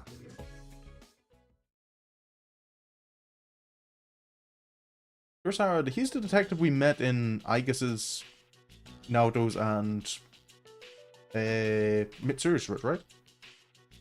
After being forced to travel a circuitous path, I was eventually led back to the very room I was in a few minutes ago. The announcement room. I push the door ajar and find Labrys inside. But is she the real one, or the shadow? When Labrys sees me, she seems genuinely frightened. You again? You came all this way after me? Her reaction and the color of her eyes. This didn't match any of the characteristics Chie told me shadows would possess. It seems this is truly the real one. Looks like she was still safe. Before she denies her shadow, I must take her into custody at once. Come with me. I won't let you get hurt. I take a step forward and hold out my hand.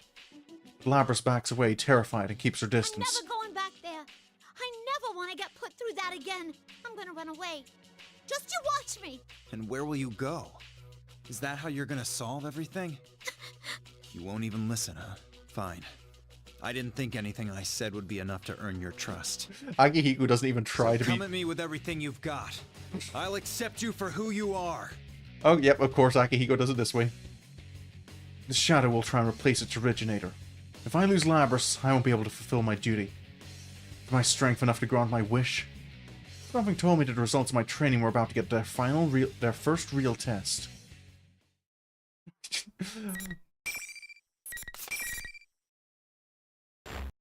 I'm here to save you. Let me prove it by beating you up.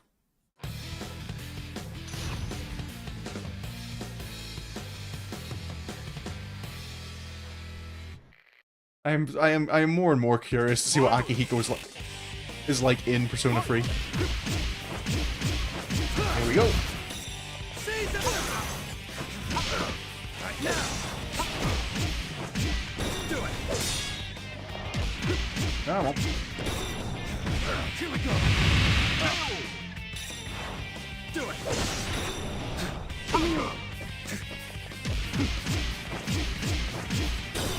This way. You're up. Ow. There goes my Persona.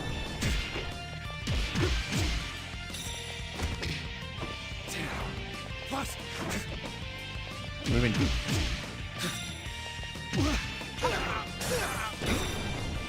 Ow. I'm not giving up. Not the time. There we go.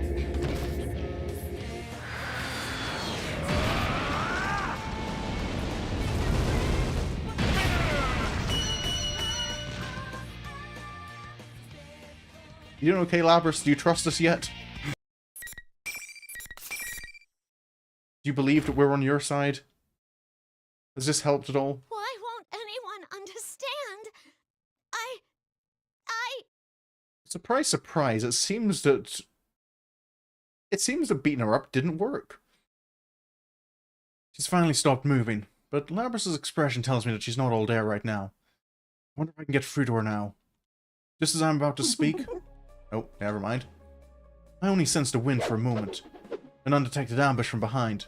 A giant axe spun at such high speed that it looks like a circular blade to the naked eye. No matter what part of that axe hits my head, it'll decapitate me for sure. Better not let it hit me then. Like we've flanderized Aki, he could be someone who beat up anyone. They'll even... I mean... We've just been in a situation where his literal reaction was, I'm here to save you, let me prove it to you by beating you up. That's... just what happened. They'll even fight you. Better not let it hit me then. Oh, that's a pretty dangerous looking electric fan you've got there. Shadow glowers at me with an expression of pure hatred. Murder's intent she shows is like any of the petty thugs I've faced, howling with rage as they try to land a punch. I'm in her head now. Looks like the real showdown's finally arrived. Having squandered her chance in an ambush, the Shadow angrily prepares her next move. Labrys also sees the Shadow and lets out a shocked yelp. Please stop! This ain't what I wanted! Stop resisting! Hey, calm down. This is your shadow. It's you, isn't it? Shadow is formed from the repressed parts of yourself. That's what Chie told me. But even after hearing the truth, Labrys continues to shake her head and deny it. What good will accepting it? If I accept it, then I'm just... That's right. There's no way he'd understand. The Kirijo group created you as a tool. Of course, that's the only way they can think of you. My words will not reach Labrys while she's like this. Shadow's cruel words have a tight grip on her heart. It isn't easy to support someone whose weakness has filled them with doubts and taken over their heart. I decide to listen to what the Shadow has to say. This way, I can understand the weakness that Labrys is harboring. Not that you're any better. You didn't hesitate at all to attack him. I mean, it kind of feels like Akihiko struck It first. just shows your true colors. You want the everyday boys and girls to experience what you had to go through, right? That's why we're in a school, having a fighting tournament. You want to see close friends fight for their lives against each other. Because if they do that, then they might understand. You want to make them understand. That ain't true! But it was no use. They didn't understand and kept getting in your way. It's alright though. You don't have to worry about that anymore. I'll take care of everything from here. I'll destroy anyone who doesn't understand you and comes to get in your way. Just like you once did. Here we go. Stop! That's all a lie. You're not me. The Shadow displays a satisfied smirk. He's waiting for those words of denial. It'll be easier to just stop Labrys from saying those words, but it would be meaningless for me to do so. I keep my gaze on Labrys as she speaks the words of denial with finality. You can't be me! Yes, that's right! I'm not you! I'm myself! Nope. It's a Asterius awakening? I'm finally free! I won't let you or anyone else get in my way! I don't think I've heard this music before. I stand before the Shadow who is lopping insanely and surging with newfound power. Her power is actually quite impressive, but I know there's no need for me to fear it. This is where the real battle begins. Really think I'm gonna make it that easy? Shadow contorts her face. Those are the same words that the Shadow threw at me before, after all. What's that? You want to be destroyed that badly? Then I'll save her for later and crush you now! I swore I'd protect Labrys. And I'm not gonna lose what I'm protecting ever again. Now, come get me! Shut up, Kirijo dog! Bookmark. Here we go. So how does Akihiko fare against Asterius?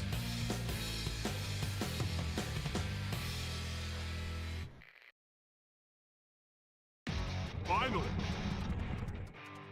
Fight!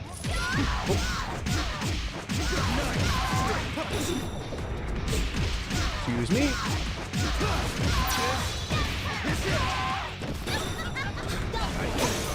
Ow.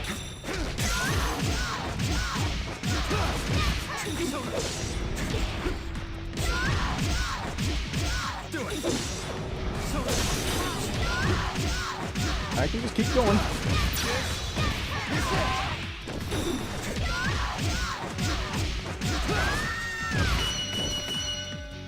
That felt... Akihiko, I think, does quite well against Shadow Labrys. After silencing the Shadow, I stand before Labrys. She casts her eyes down sadly. Hey, what's with that face? Stand up and look at me.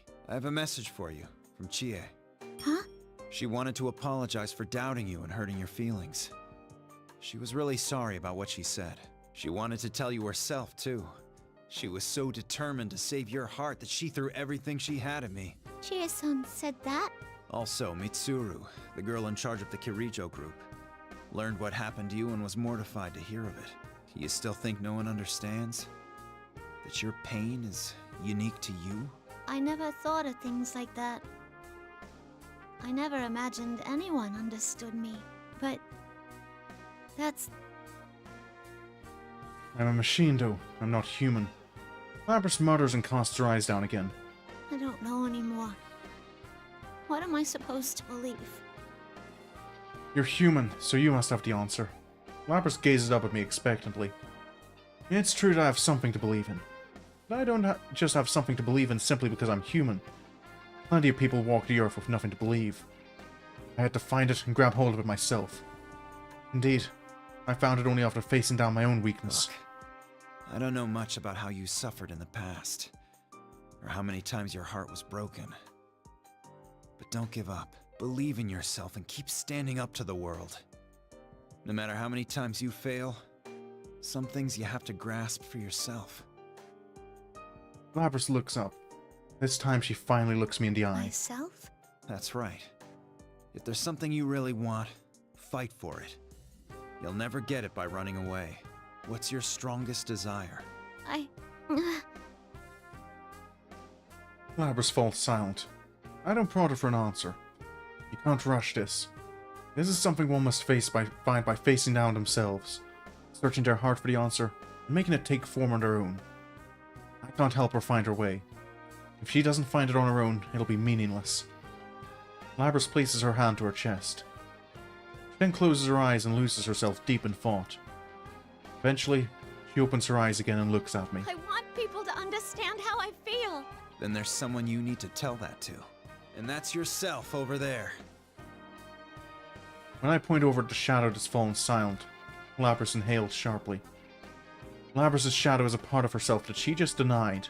But because she denied that part, she must also realize that there's a question she needs to answer. Why did I deny myself? I'm sure Lapras has found the answer already. It. That's what you've been saying this whole time. In your own way. Yeah. I understand now. After making this momentous realization, Lapras stands up of her own will and faces her shadow. The awful part of herself that she denied.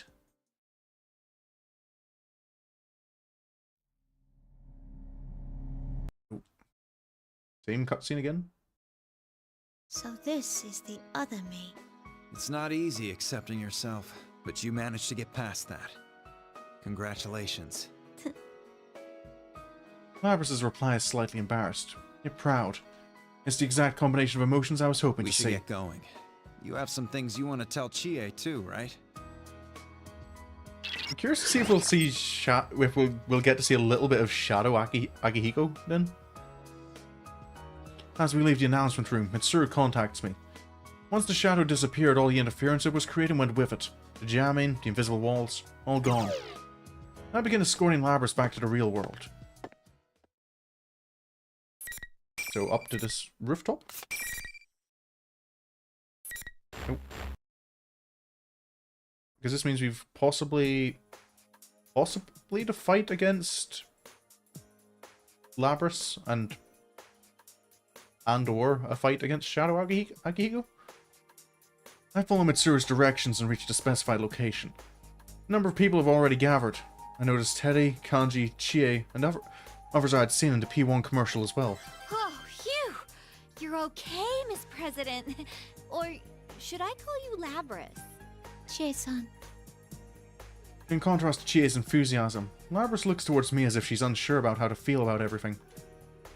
Before I can nudge Lapras over towards Chie, Chie rushes over and takes Lapras' hand. She smiles brightly after she confirms that Lapras is alright. Lapras cannot resist the infectious air of happiness and breaks into a smile of her own. Hello, sorry, who are you? I'm liking that look you've got going on. It's like you just single-handedly saved the world from an evil army. Yosuke, don't be so rude! Chie turns towards me and bows energetically. Akihiko-san, thank you for saving Lapras. No need to thank me. I just delivered the message you left me with.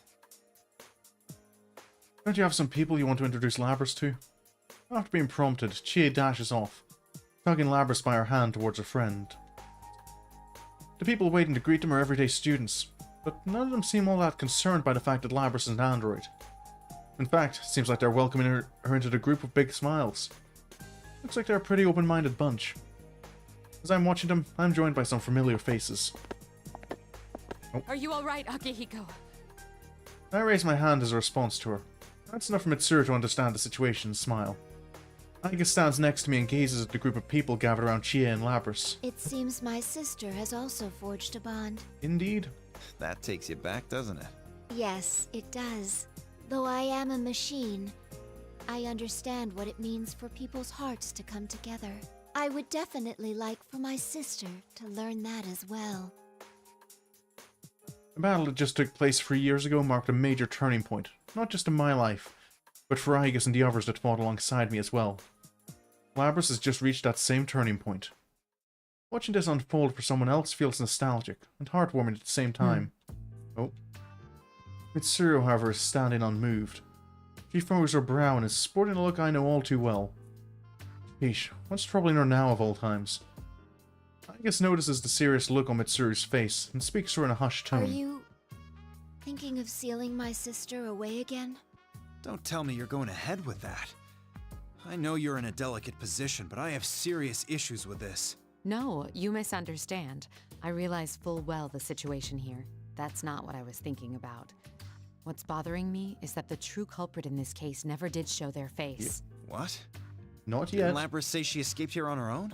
That's what I thought most likely at the time, but that scenario doesn't match what we've learned since then. How did Labras learn about this world? Why did she call in these other persona users? You had some basic investigation done on Inaba, right? If she regained her consciousness a while ago, it's possible she infiltrated your network and found out about that stuff. That's not my only doubt.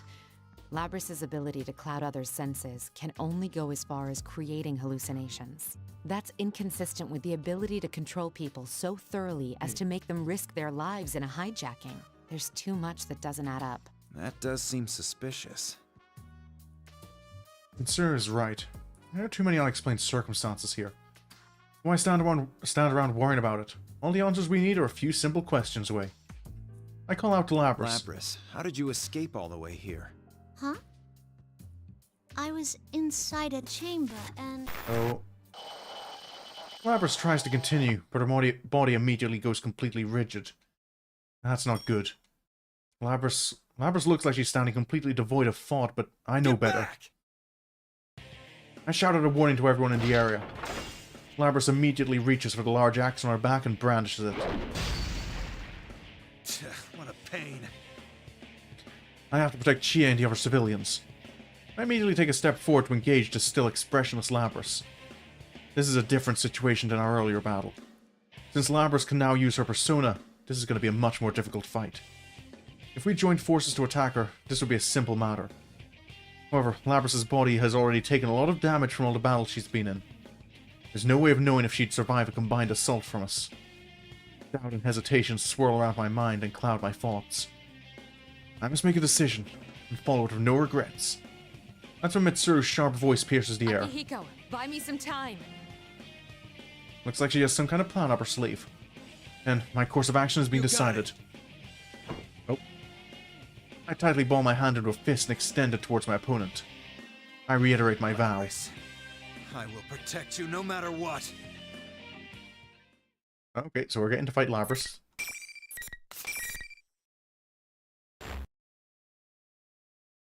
Is there going to be Shadow Akihiko then?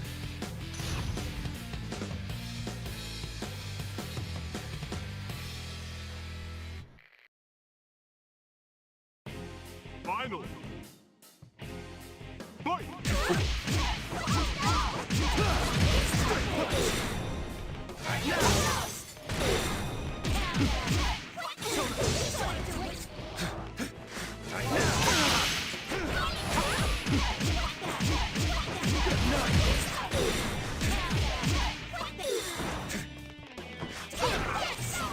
Ow.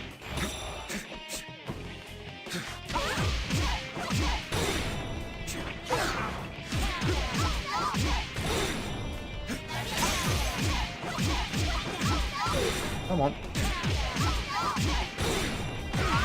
You're up. Ow, no. Okay, no persona.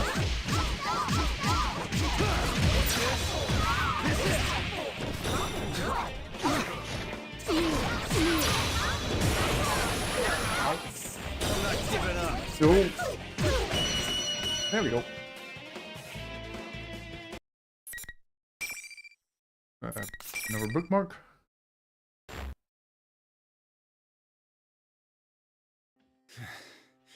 Looks like I managed to keep her intact. Is Mitsuru done? But she still seems to be under the control of someone else. Do we have to strike down the one controlling her? Where could they be controlling Labrys from? Just as I prepare to check the surrounding area for any outside presences, a voice echoes from somewhere. You resorted to your fists in the end, Oh. after all. That's There we why go. people say your strength is fake. There's a familiar voice that I can't quite place. Darkness manifests from out of nowhere and coalesces into the form of a person. What is that? It's another Akihiko-san? Whoa! Is that Akihiko-san's shadow? Ooh. The darkness dissipates and what was left standing there was me.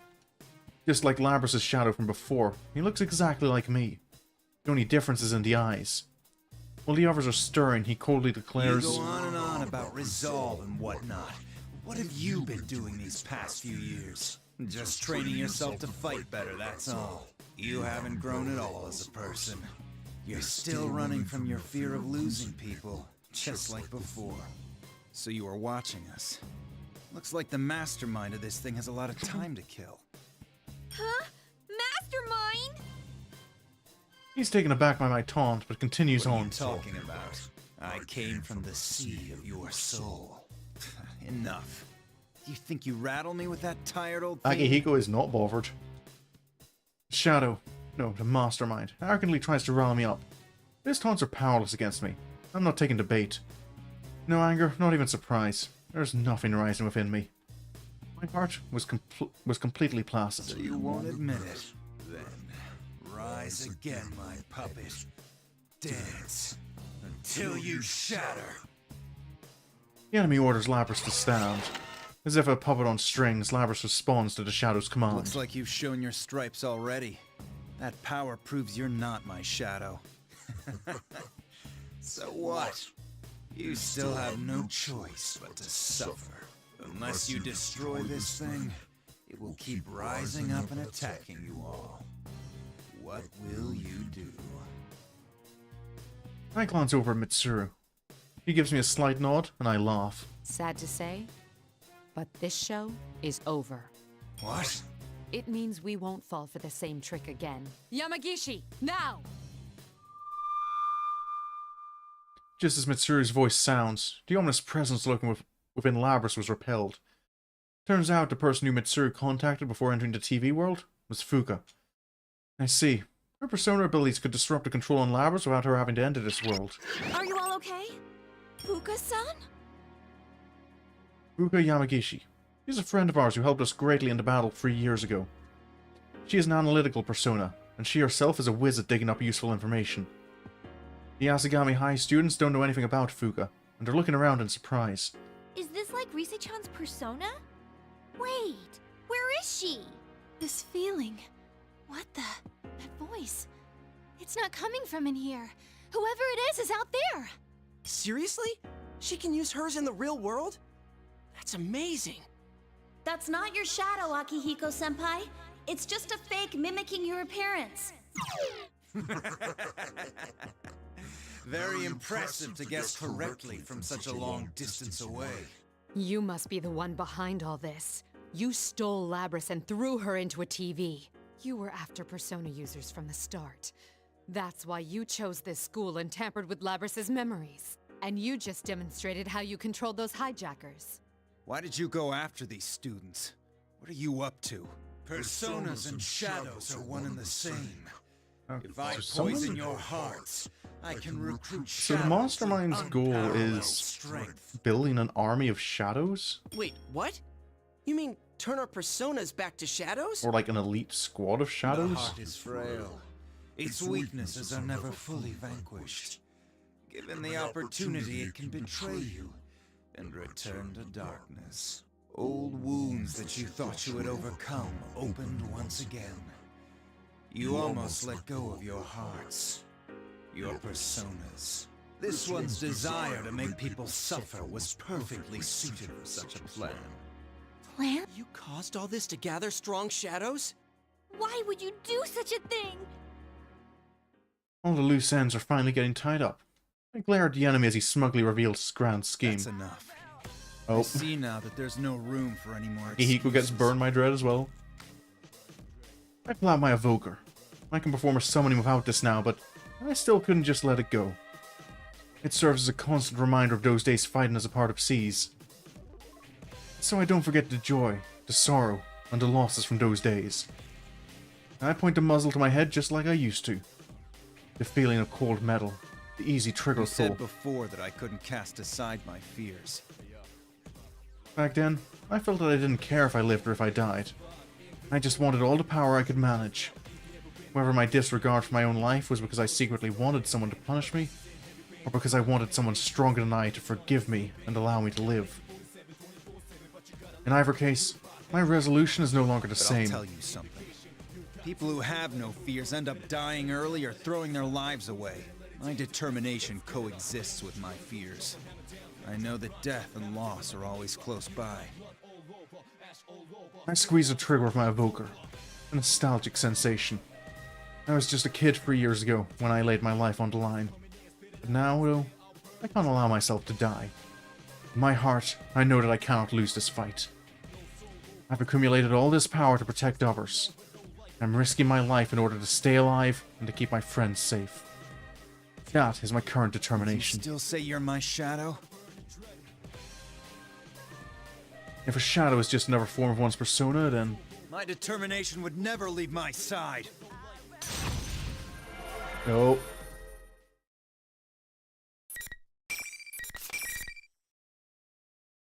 Gotta say, of all the character speeches, I like Akihiko's there.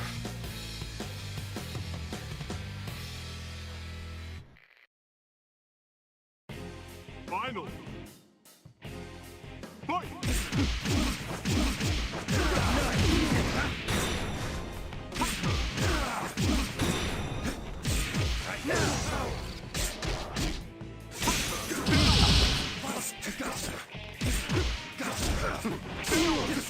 Try and get out of the corner.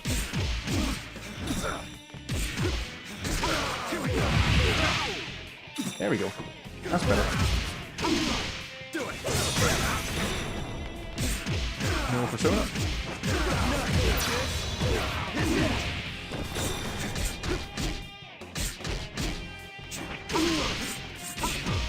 Ow. It's a move.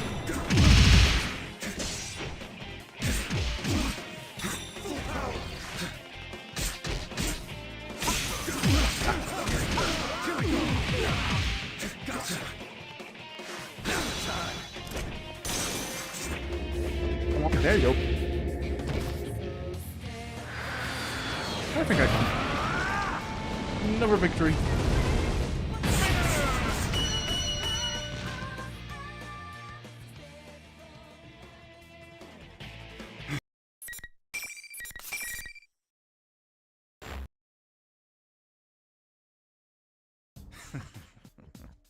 No wonder you managed to drive back a god once. I didn't think you'd resist this fiercely. I thought that I'd done some serious damage to that thing. It seems he has no intentions of giving up his ridiculous charade. He nonchalantly carries on while still wearing my face. This is fine with me. Good enough for my purposes. I've confirmed you have enough power to meet my expectations. Good enough, my ass. Who do you think you are? Kanji. You're really pissing me off! The mastermind contorts my face into an eerie smirk and I chuckles. doubted there'd be any meaning in changing my appearance. But sure enough, it made for a very enjoyable game. I will see you in another guise next time. Just wait until then. Wait! Oh. There's no way I'm letting you get away. I immediately close the gap between myself and him, but with a final smirk, he disappears. All that remains is his laughter. Yamagishi! The reading disappeared. It didn't move, it just vanished. What could this mean? Back to square one again. Bullshit! Don't you ever come back again! Still, what was it planning on using our persona powers that for? that is the He hasn't curiosity. given up, right? And we'll see it again. Indeed. Based on what it said, I have every reason to assume that it'll return. The enemy's objectives are still mostly unclear. We don't even know who he is. We do have a lead, though. I look towards Mitsuru and Aigis. Though I can't say this in front of the students, the fact that the mastermind knew about Labrys is a big clue. We're most likely dealing with someone related to Kirijo. Don't worry about it. We'll handle things from here. Wait, but it kinda said it was still after us. Of course, you should be aware that the enemy is out there. Akihiko only means that there is no need to abandon your lives to pursue it. We will do our best to ensure that no harm comes to you. That is, after all, our duty. I'll just leave the rest of the explanations to Mitsuru. He's much better at saying the right things in these situations. In the meantime, I glare at the empty space where the enemy The battle was. will go on, huh?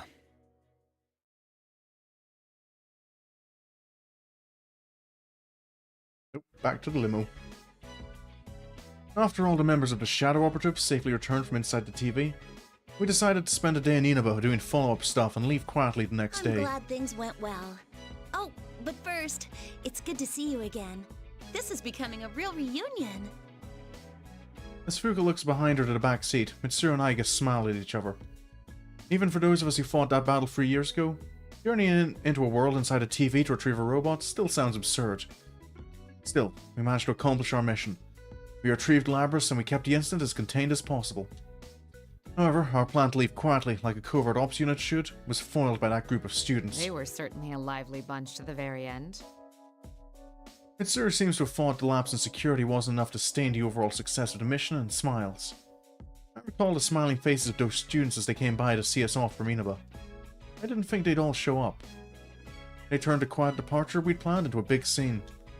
Labrys, whose Mitsuru's opted not to reseal, is still gazing out the rear window and waving to them. You regret parting with them? A little. But it's only a matter of time. I promised Chie and the rest that I'd definitely come back. I want to see the Inaba group and say goodbye to them in person. Labrys was the one who insisted on a formal goodbye. Not only that, she herself decided to leave them for a while and joined the Shadow Operatives. Even if it was unlikely that she could go to school with them, there may have been some way for her to see her new friends more often, instead of joining up with our secret group. But that wasn't what Labrys wanted. There are things I must do in order to pursue the mastermind that dragged all of us into this incident. If I stay with the Shadow Operatives, I can accomplish those things. Those are her words. She has formed bonds, but rather than depending on them, she pushes forward. This must be why she's able to overcome a past filled with more grief than any ordinary person's. Her resolve is amazing. And Labrys isn't the only one who gained a new determination in these lands either. In order to speak of my own resolve, I straighten myself and face Mitsuru. Mitsuru, may I talk to you? What is it? It's unlike you to be so formal. This won't be any time soon, but I'm thinking of leaving the Shadow Operatives eventually. What? Huh? Fuka doesn't seem as hard-hit as the other members, but even she's looking at me with confusion in her eyes. This was actually something that I've been thinking about from the very beginning. These feelings have been smoldering inside me, ever since I received my first mission. But I finally found an avenue to direct those feelings. Mitsuru seems to realize that this is something I've given a lot of thought to, and responds in a business-like manner. May I ask why? There's something I want to do now. I can't do it while I'm part of an unofficial group like this. People who fear random acts of violence and crime. People down on their luck who have no one they can turn to. I want to be someone they can rely on. There is one great power that protected me when I was faced with senseless acts of violence in the past. Ones that caused me great loss. It was an ordinary police officer. Right now, I'm forced to turn a blind eye to the plights of some people. As long as I have to carry out my obligations as a member of the Shadow Operatives, I won't be able to help them. I'm going to have to forgo protecting some of the smaller things in order to deal with the larger missions. This case helped me realize that I don't want to give up on those smaller things. I want to protect them. I see. I think you would be well suited to it, Akihiko-san. Becoming a police officer to protect one city would be great too. I'm not against working my way up through official channels to become a force for security. But greater power is required to protect a larger area. And that power can't just come from my fists. There are greater, intangible powers in society as well. It would be a bad idea to work my way into the upper echelons of the government official either. It wouldn't be a bad idea to do that. Then again, I don't know if I'm cut out for all that bureaucratic stuff. Mitsuru had been quietly taking in all my musings, until she interrupted my train of thought with some surprising words. Of all the things you were going to say, that's it? What do you mean that's it? Even This I know is it's kind of pretty interesting though, ordinary, because but- it means that on top of all their other similarities, Akihiko and Chie both kind of are thinking of joining the police force. Whether you man a police box or become a career officer, you should do it. And if you do, then I'll consider your circumstances, to an extent, whenever I need you. Huh? What's that supposed to mean? For a moment, I couldn't understand what Mitsuru meant. Wait, are you planning on making me belong to 2 departments at once? You wouldn't use the Kirijo name for that, would you? Bite your tongue? I won't do anything. But even if I don't, it'll happen on its own. You underestimate the organization's need for you. Leaving that aside, if you're going to wish to become something like that, then there's something you need to do first. You're right. I need to train more and... No, I meant going back to college. Oh. Mitsuru sternly adds, "You should follow Yamagishi's example." That reminds me. I took a leave of absence from college to go on my journey. I didn't have a problem with my classes while I was still attending, but what about Do not now? worry, Akihiko-san. I will calculate the units and time necessary for graduating, and plan the most effective curriculum for you. I'll be counting on you, I guess. I've been thinking this for a while now, but Akihiko seems to need someone to manage him. I'm honored. Another trial for me to face. Someone's in trouble. Labras interjects with a joke at my expense and starts laughing. I guess Mitsuru and even Fuka warmly smile back at Labras. For a robot, Labras sure has great timing and a great smile. I give up and heave a deep sigh before leaning back into my seat. Labras quickly formed new bonds in Iba. She will surely continue to form new bonds while she works within the Shadow Operatives. One's heart changes through encounters with others. It's always the same, whether your heart is covered with muscle or metal. Even if the culprit behind this incident were to appear again, he'd be no match for my new determination. Weather is great today. Today's cloudless sky is a perfect metaphor for my new resolve. Thinking about how fitting the situation is, it makes me laugh to myself. After all this traveling, I finally feel like I've taken a step forward. Is that the end of Akihiko's story here? Is indeed. Okay. Why are these ones yellow? Because all the others are red, it's just those two.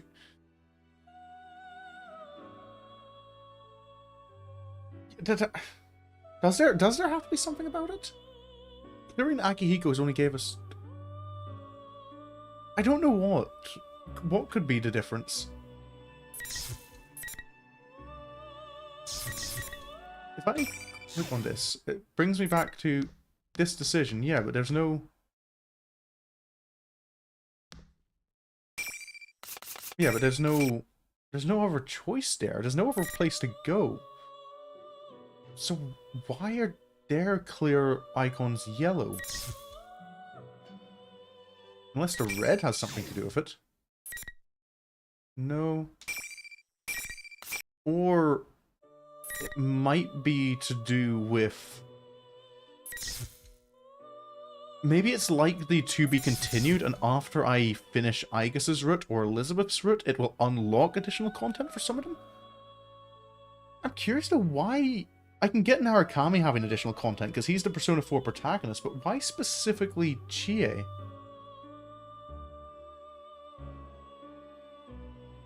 Okay, yeah, that's a question, but a question for another day.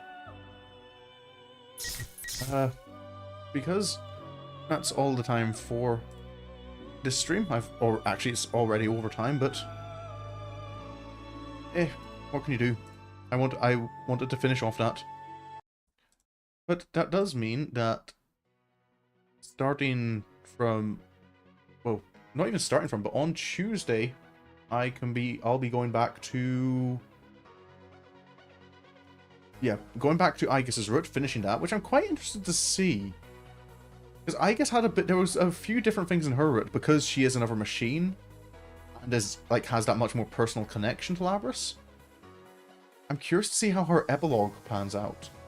And then Elizabeth's route I'm quite curious about. And if that does unlock something, there's maybe a bit more there, but otherwise that seems to be the end of the Persona 4 Arena story. I haven't made a solid decision. I'm kind of debating the possibility of not going straight into Persona 4, like not going into the P4, the Chapter P4 story, and maybe playing like a shorter game, kind of just as a break from Ultimax for a bit. I haven't made that decision yet because I'm still interested in the story, and I kind of also know that if I stop playing, I'm gonna forget how to play a fighting game. But I'll make that decision before the next schedule goes out. Otherwise, I'll be back tomorrow with some Pokemon Platinum, continuing on the randomizer. We were making our way through the Team Galactic HQ, if I remember correctly. And then it'll be more Space Engineers on Saturday. But it's pretty fun to listen. Yeah, nearly finished the story. It's been... The story's ended up taking a wee bit longer than I had thought. I think when I was checking like the average like completion time for it, because this is the Persona 4 Arena story and not the Persona 4 Arena Ultimax story, I should have calculated the times for both of those games. But alright, if you feel like it, you can follow me on Twitch, subscribe on YouTube. But regardless of what you do, thank you so much for coming along. I really hope you enjoyed. Until the next time I see you, have a good day, have a good night, and goodbye.